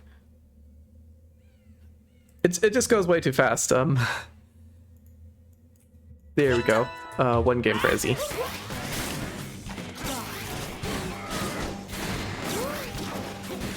Now, we need to see who gets the first hit in. Grim, having that Tri-Blast there for the explosion, gets a few nice charges off of those knockdowns. And is actually, I do believe, in the rush building lead too. So, Grim is looking a little bit better here than in the last match, but the question is, will he be able to close the distance to get a nice rush off onto Izzy? Izzy very nicely keeping that maximum distance there to be able to react to everything that Grimwood has, and does have the rush ready, but Grimwood keeps getting nice pokes onto Izzy. Izzy is at about a quarter, and Grimwood could finish it off with a rush or play it a little bit safe and try to keep that rush in the back pocket. There's an attempted hit stun grab, but Grim does manage to dodge out of that. Another attempted grab is going to be countered by the deflect, and there is a nice Tri-Blast hit onto Izzy. Izzy is, I believe, 1 grab or 2 hits away from dying now. But Grim is also in a fairly dangerous range if Izzy just gets a few good hits and a rush. So Grim does have to watch out for that. Izzy is trying to close in here. Grim does go for the attempted rush. Izzy is going to be able to find the opportunity to counter rush, and that's going to be the health lead. Izzy just getting the end there. Try to stop me.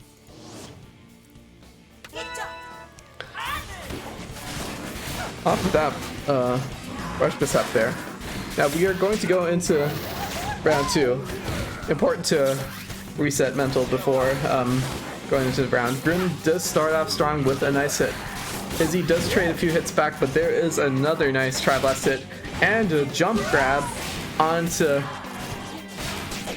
Izzy there. There's another jump grab to bring the momentum right back into Brass's favor, and another jumping Tri-Blast this time. Jump grab attempt, but this one gets broken by Izzy. As now both players do have rush. Izzy is going to be able to weave in a Hydra there to cancel Grimwood's attempted jump rush. Now Izzy does have the rush to possibly equalize things, but is also at very low health. Is now at Magic Pixel. And one more hit from Grim will take that Magic Pixel down.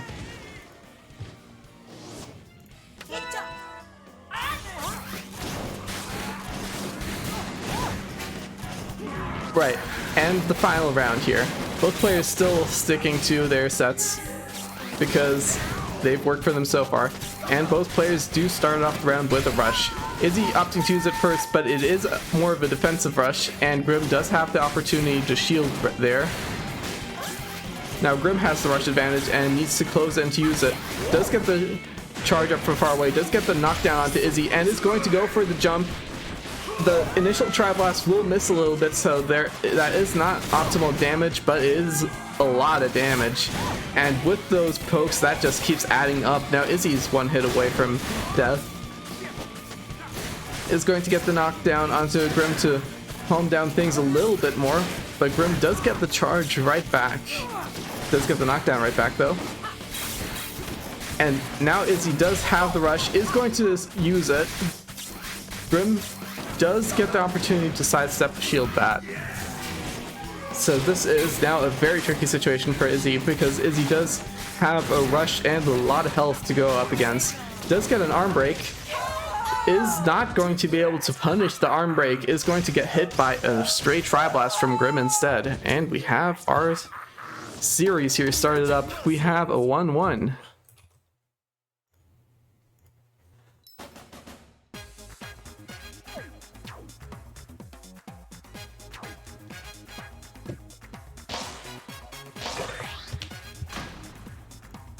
Whoops, did they just go for the Mazaran back?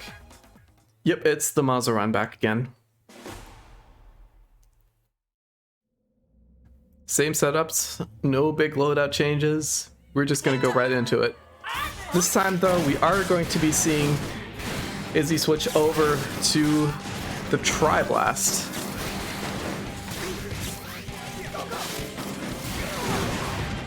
Maybe the Hydra didn't work out that well against Grim in the last match here. Gonna switch things up a little bit. Both players catching out each other's dashes very nicely with those Tri-Blast hits.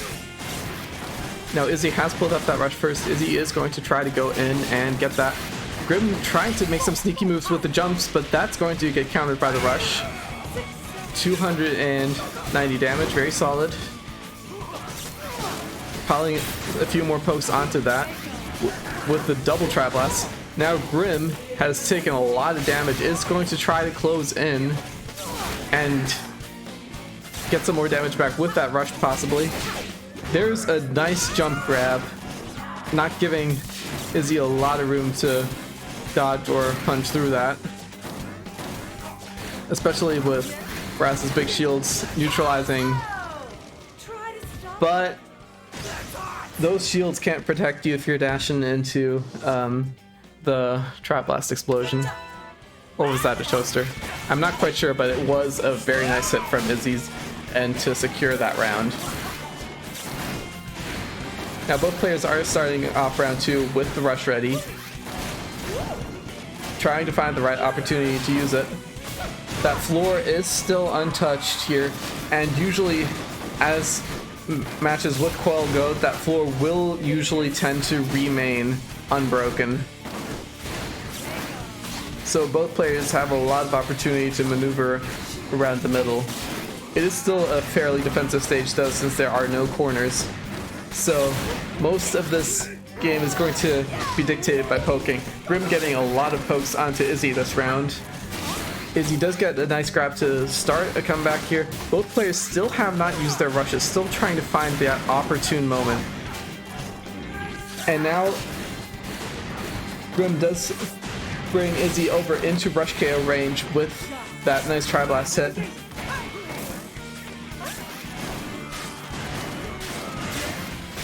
Both players needing an opportunity to get a little bit more damage onto each other. With the close range Aura there, just trying to get the punches. And Grim gets the rush in close range to seal the deal for round 1. Not gonna save it as his health was starting to get a little lower. just seeing an opportunity and taking it there.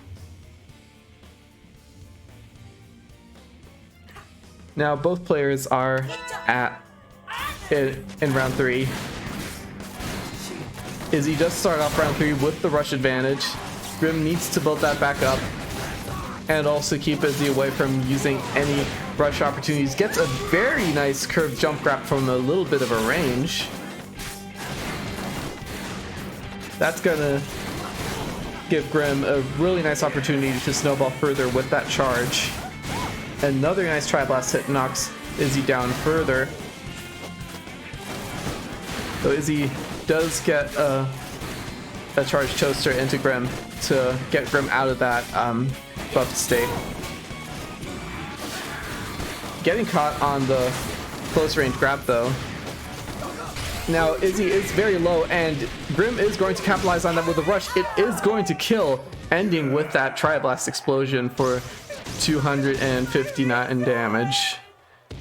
That's going to bring Grim to 2 games.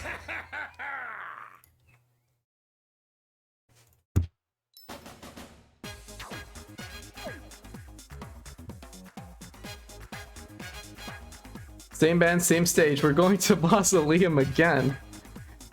What's happening with all these runbacks at the same stage?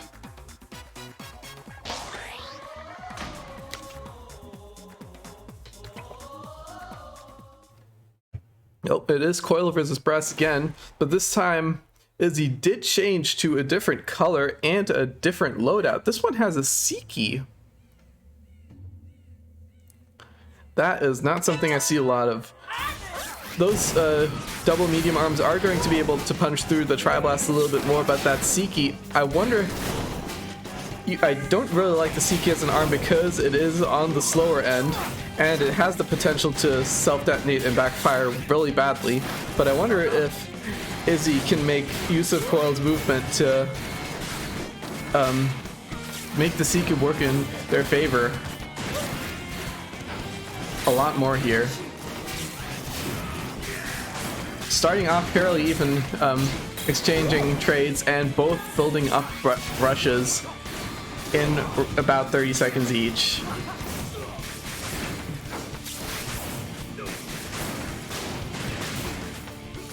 The question is who will be able to get that rush opportunity first, because if one thing Seiki, there's one thing that Seiki does well, it is capitalizing on those rushes when your opponent is already stunned by the punch rush.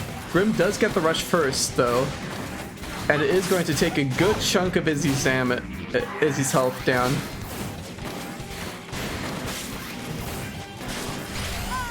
And now Izzy's going to go for the counter rush, but that is going to go into Grim's Tri-Blast. That's going to get canceled. And one more Tri-Blast hit from Grim will knock Izzy down.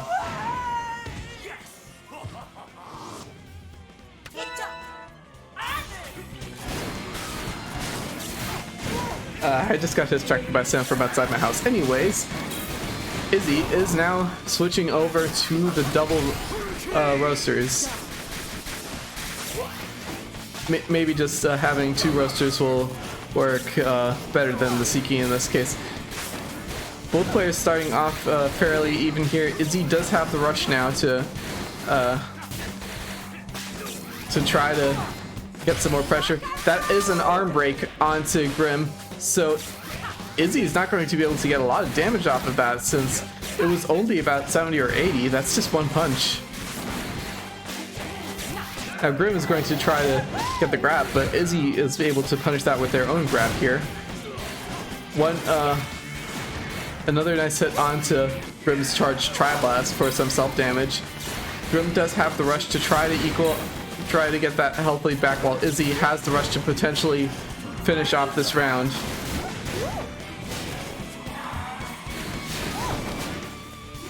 So a few nice hits from Grim will take Izzy down low.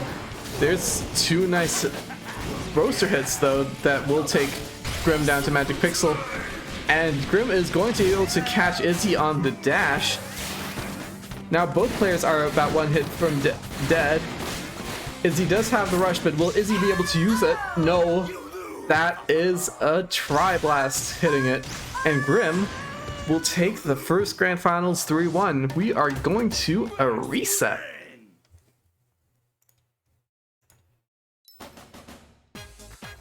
Damn it, did I forget to switch overlay again? I'm sorry. Please call me out in chat instead of in Discord if I do.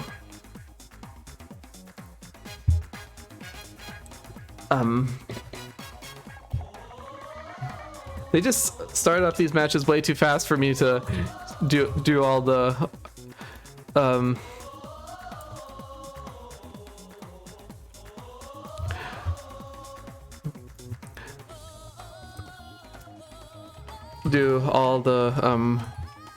scoreboard switching and stuff, but we are going into a reset now.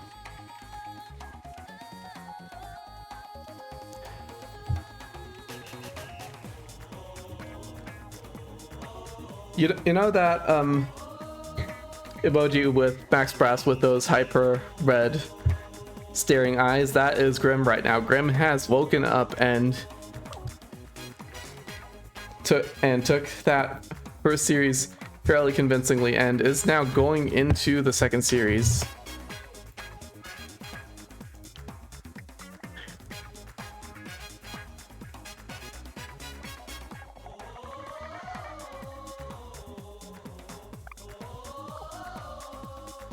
Okay,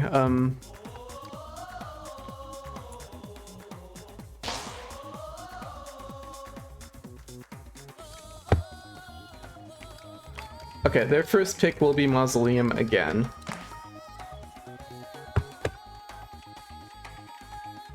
That is with, similar to, how the first set went.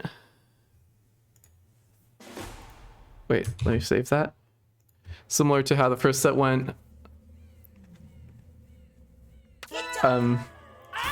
Grim banning out the large stages and Izzy banning out the small stages. So we are going to go again to Brass versus Coil on Mazo. I think these sets are fairly similar to the ones used over there in the first round as well, with Izzy going for the double firearms. Grim does have not the nade this time, taking the roaster because the roaster has had a lot better results. And both players do have rushes now, each trading about a quarter of their health with chipped attacks. Izzy is going to find an opportunity to get that rush first. Though again, with the Hydra, it is not the full damage potential as if the rush ends from Grim with the Tri-Blast. Grim is going to go for the rush now, but is going to get interrupted by the toaster from Izzy, which is going to be huge. Now Izzy is going to have a huge lead. It's still going to have to overcome a big Brass though. Does get one nice charged Hydra, and it does have the rush set up now though. One punch onto the armor is going to bring Grim to Magic Pixel, and one Hydra poke will take that for Izzy.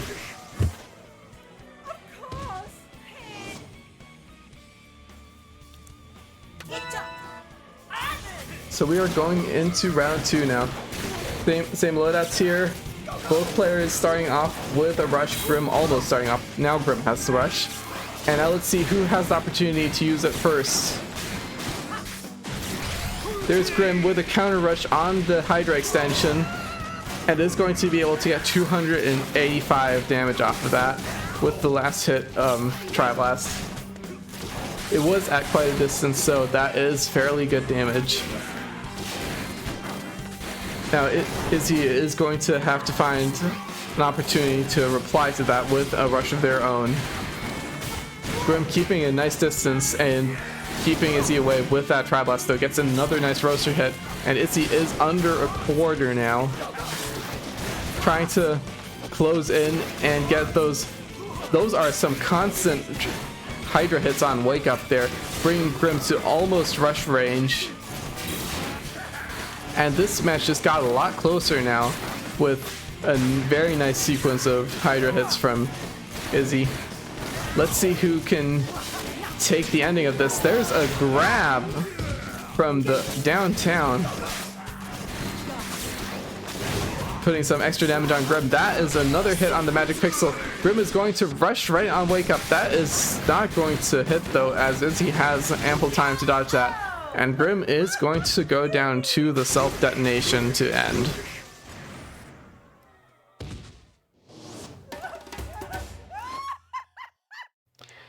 That is going to be the first game of the reset, going over to Izzy.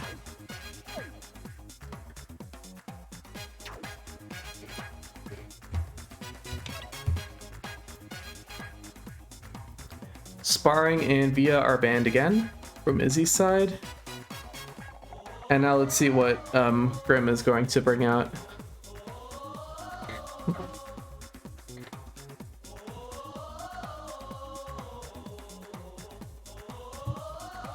Grim is still taking a little while to respond. I wonder if he is considering a character swap here.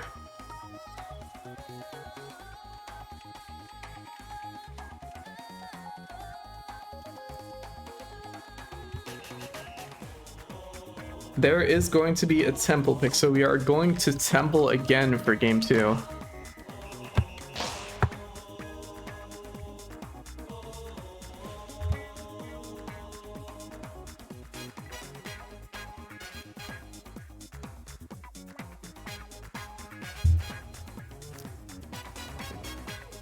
Again, as in both players here apparently really like temple grounds, since we just had matches 2 to 4 on that. But yeah, we're going to go into temple, and we are still going to have brass. Slight set change from Izzy here, using the boomerang now with the Hydra instead of a glove. It's going to be a quick Hydra and something to try to catch Grim's dashes to the sides. Right now, again, not a lot of traded hits, but some very nice pokes from Grim's sides are going to take down Izzy's first quarter. While Izzy is taking a lot of dodges behind the pillars to try to get the arm charged up.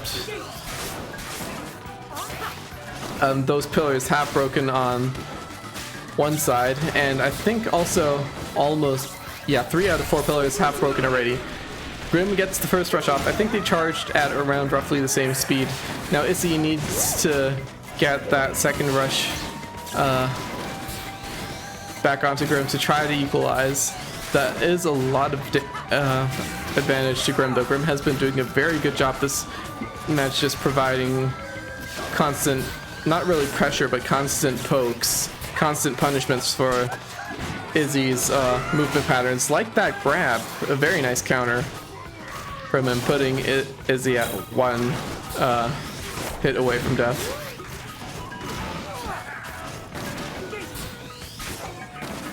And now,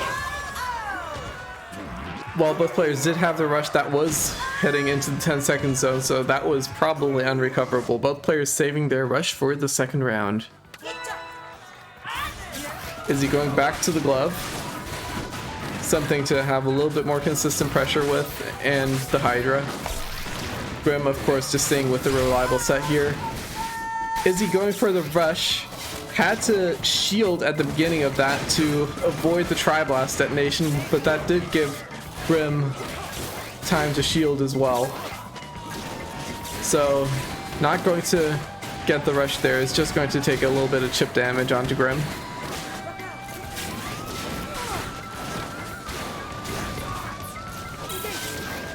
And Izzy keeping control of the second round a lot better here, taking Grim to about a 4th.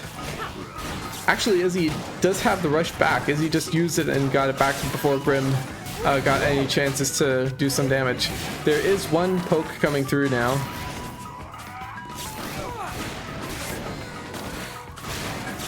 Now, this can still turn on the dime, as we saw. However, both players are still not taking a lot of damage, besides Grim, who just got hit as I said that. There are a few constant hits onto Grim, maybe Grim getting a little bit impatient to try to approach Izzy.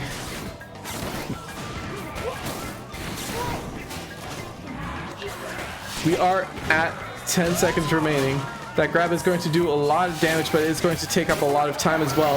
And Izzy is going to be able to secure that round with one grab. That is going to take up the remainder of the timer. Round 3. Fight. Grim is going to switch to the nade here, away from the roaster. Izzy starting off with a few nice pokes. Both players do start off with rush again. But yeah, one charge nade will just equalize a lot of that. And there's another charge nade. Both players still staying around mid-range, away from each other. Nice charged Hydra from Izzy. Another 1-2, getting a good toaster hit in. Now both players is trying to find an opportunity to get the rush. Izzy gets the rush first, but that early rush is going to leave that big red zone for Max Brass. Oh, there's going to be a broken grab there, but Izzy is going to get that grab there to end that match. Oh no! Try to stop me. My arms are great.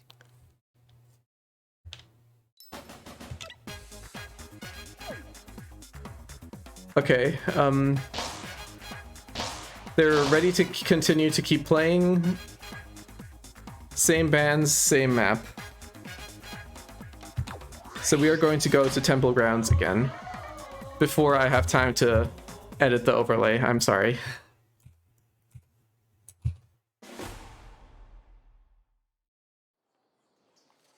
We are going to go finally see that Cobra switch though. And it is going to be a clapback set. Now, Coil does have a few options to just get the side dash distance to just go around the clapback, but sometimes that's just not going to matter with the other stuff that Cobra can do.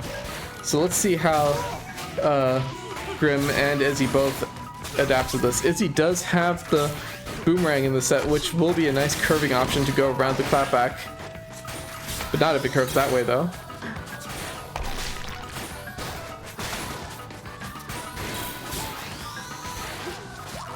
And there is an arm break, but Izzy is a little bit too far away to capitalize from that. Grim still taking the health lead by getting some constant popper hits and getting a very nice rush hit in there. Izzy being a little bit out of position there. Now Izzy needs to close in that distance, but closing in distance is very difficult against the clapback. Although Grim is against the wall, so that was a little bit easier to hit the boomerang there. But a few hits, some bounce back from the clapback, will take the first round for Grim.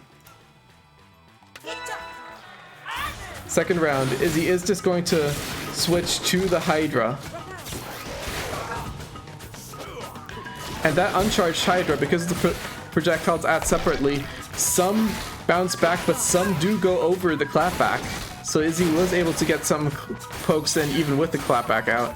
Both players do have the rush down, not exchanging a lot of pokes into each other, maybe about one each. There's a clapback rush from Grim, but Izzy is able to circumvent that by just going to the side and grabbing. Now Izzy's going to go for the rush. I think that did catch up the popper while the popper was at mid-flight.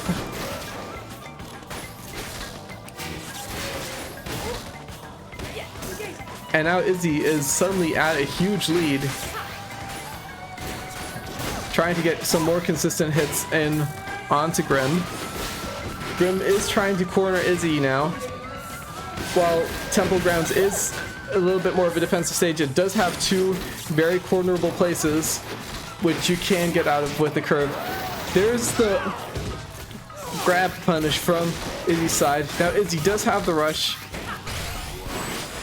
but Grim does go for the rush first. Is just going to take almost Izzy's entire health bar, but Izzy is going to be able to find the counter rush here. Just skating past the clapback there. Skip the few first toaster hits in there. Izzy starting off round 3 strong with a nice grab. Those punches, yeah, trying to get stuff that goes past the clapback there. And is finding a lot of opportunity to move past the clapback. There is a nice popper hit in. And a nice toaster hit above the clapback. Now Izzy does have the rush. Grim almost has the rush back. Grim can use that rush very nicely defensively if given the opportunity. Is just trying to get pokes now. It is not on Grim to get the rush here. It is on Izzy to close the distance. Although with this health swing, the situation has changed a bit. Grim needs to close the distance a little bit more. Izzy getting a lot of consistent pokes around, and Grim opting to not save the rush for defensive use. Is just going to use it to pile on the damage a little bit. Is going to have to play around this rush from Izzy now though. And that clapback is going to cancel the rush, so Grim is back in this. And there is one nice toaster hit that gets reflected back onto Izzy. And one popper hit will give Grim game 3. The clapback Cobra switch coming in solid for Grim.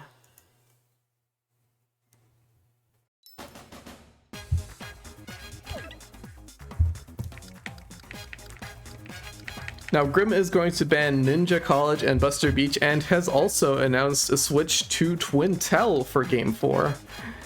We are going back to Mausoleum.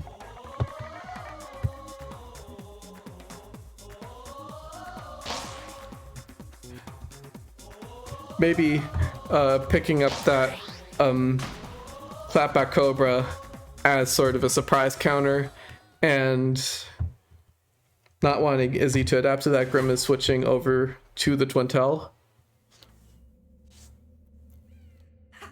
which did net him one win earlier on in this.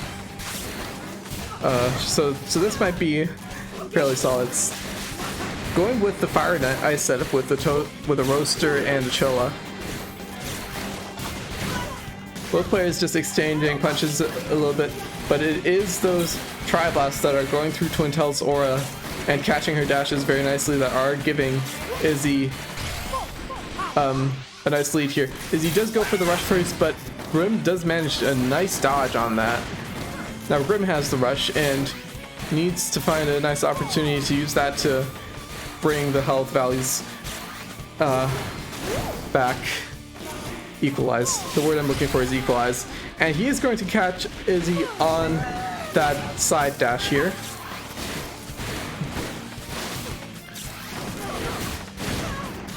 Although Izzy is able to get a few Tri-Blast hits in on Grimwood, dodging to the side. Now Izzy does have a lot of rush meters stocked up ready to go. If he gets an opportunity to use it, is going to try to punish that extended punch, but Grim is able to block in time. Now Grim has the rush, which could easily take Izzy down. Izzy gets one more stray hit in,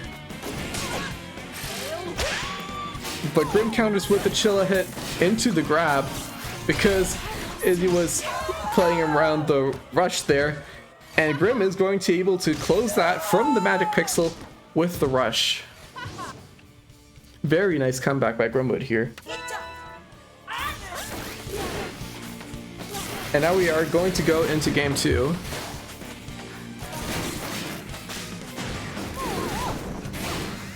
Grim starting things off with a very nice roaster hit in on Izzy trying to close the distance. Izzy gets the rush first.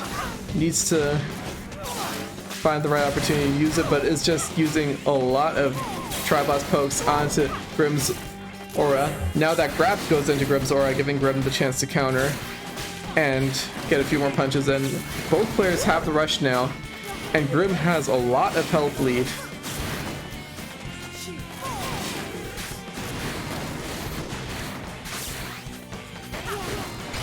Both players just going a little bit back and forth. Izzy using that rush from a little bit of range. Grim does have the time to dodge that. And now Grim is opting to play it a little bit more safer instead of going for the straight up rush. Is going to go for the rush now. And that is going to take back the set. We are at match points. 2-2. Grim has taken back the series in a very nice fashion here. Starting off the first set with the brass and then taking the second set up to match point with the Pocket Cobra and Twin Telpix. Same bands from Grim's side, and Izzy is going to switch to Sparring Ring. Possibly as a measure against the Twintel here. Grim has has banned sparring in the past, but did leave sparring open in these few picks.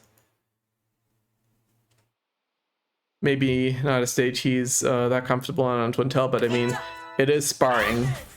It should be a fairly decent stage for most people because it's just got no gimmicks whatsoever. Starting off with Izzy trying to close the distance, but getting a lot of punches from Grim as punishment for it. That was just 1, 2, 3, 4, 5 in a row, taking Izzy down to less than half health right at the start. And that gets Grim a lot of rush meter too. So Grim is in a very, very good position this game. Well, Izzy does almost build that rush back up. That is Grimwood at almost perfect health here.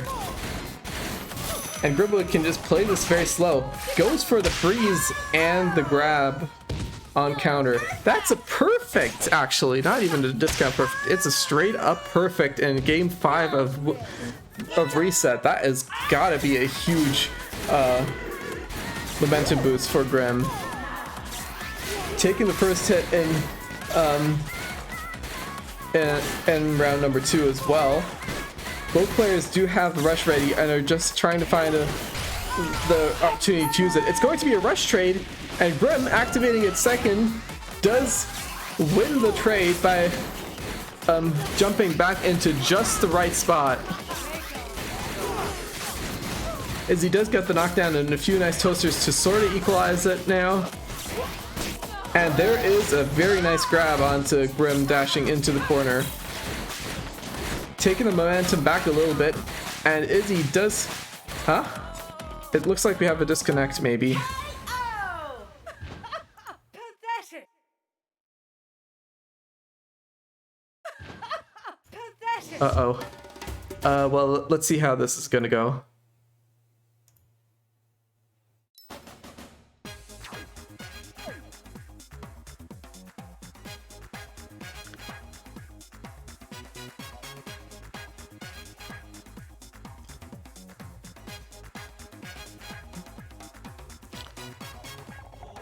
Okay, well, we do have a disconnect from Grimwood's side.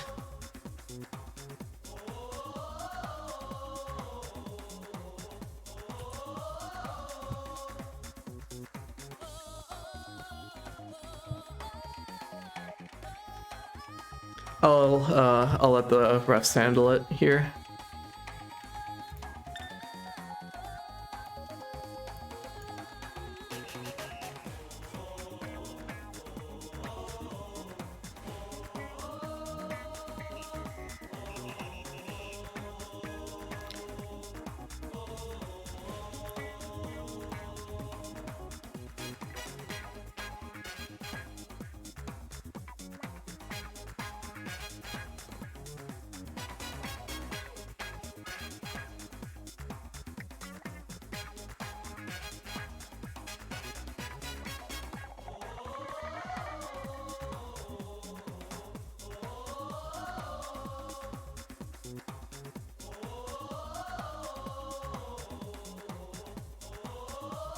Right. It seems like game number 5 will just be straight up replayed. Since while Grim did get around, Grim did also have the disconnection. So they are both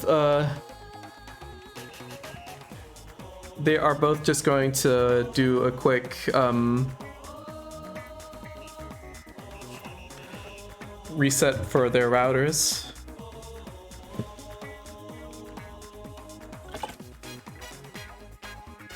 And I'm going to take a quick break for water, and we are going to be back momentarily.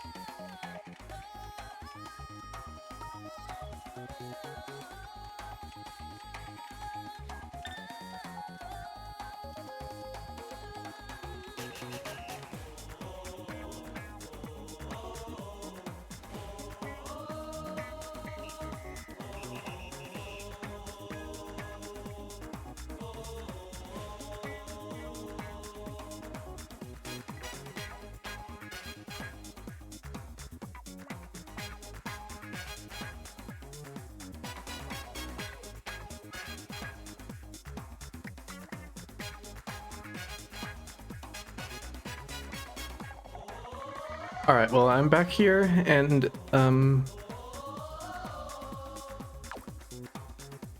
they are still resetting their routers. Izzy is back.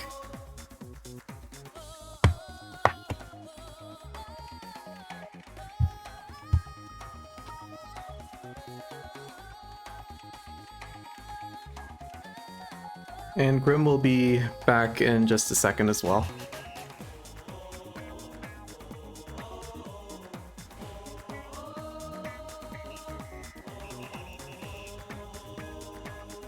Sorry about the technical difficulties, but we should get this final match underway real quick. Grim seems to be good to go. And Izzy is also good to go here.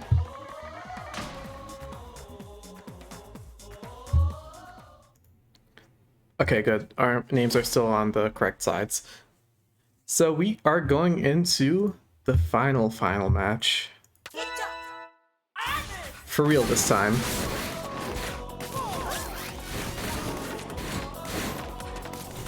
Now,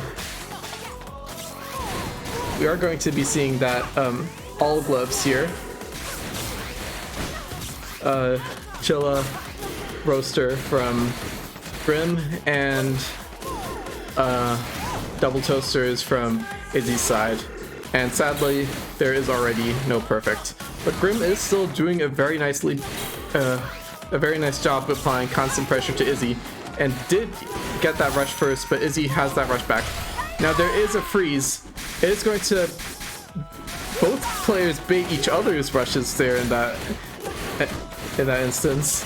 Grim baiting it as a defensive option, and Izzy just shielding Grim's counter rush there.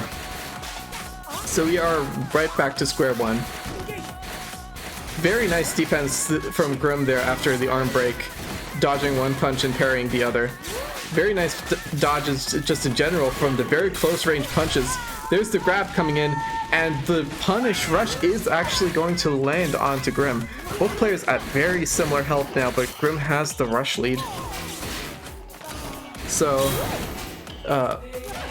let's see if Grim can capitalize on that. There is already one hit onto Izzy. And we are almost at timeout even. So if Grim can keep this health lead up, Grim should be set to win the first round. To win tell. Round 2 comes up. While it wasn't as much of a show-offy round as the previous finals, this was still a very dominant performance from Grim. Grim now closing in with another ice, and is going to bait Izzy's defensive counter rush, but defensive to what? Grim just shields that and is safe. Just a lot of right coming from Grim's side. I don't really know how to explain that. This rush is ready, but Grim has not found an opportunity to use it yet, and Izzy is just getting the chance to charge the rush back up. Finally, a nice charge roaster hit is going to come into Izzy, and one more.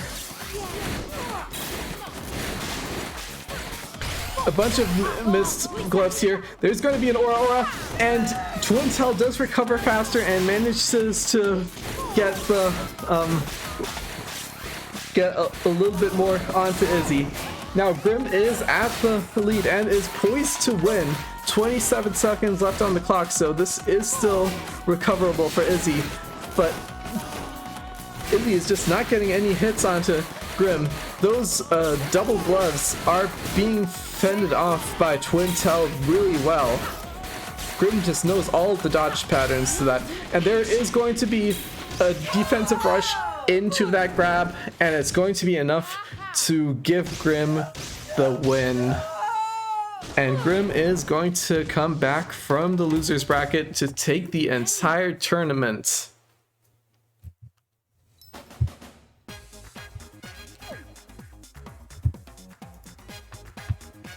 Very nicely played from both of them, but it looks like our winner today is Grim.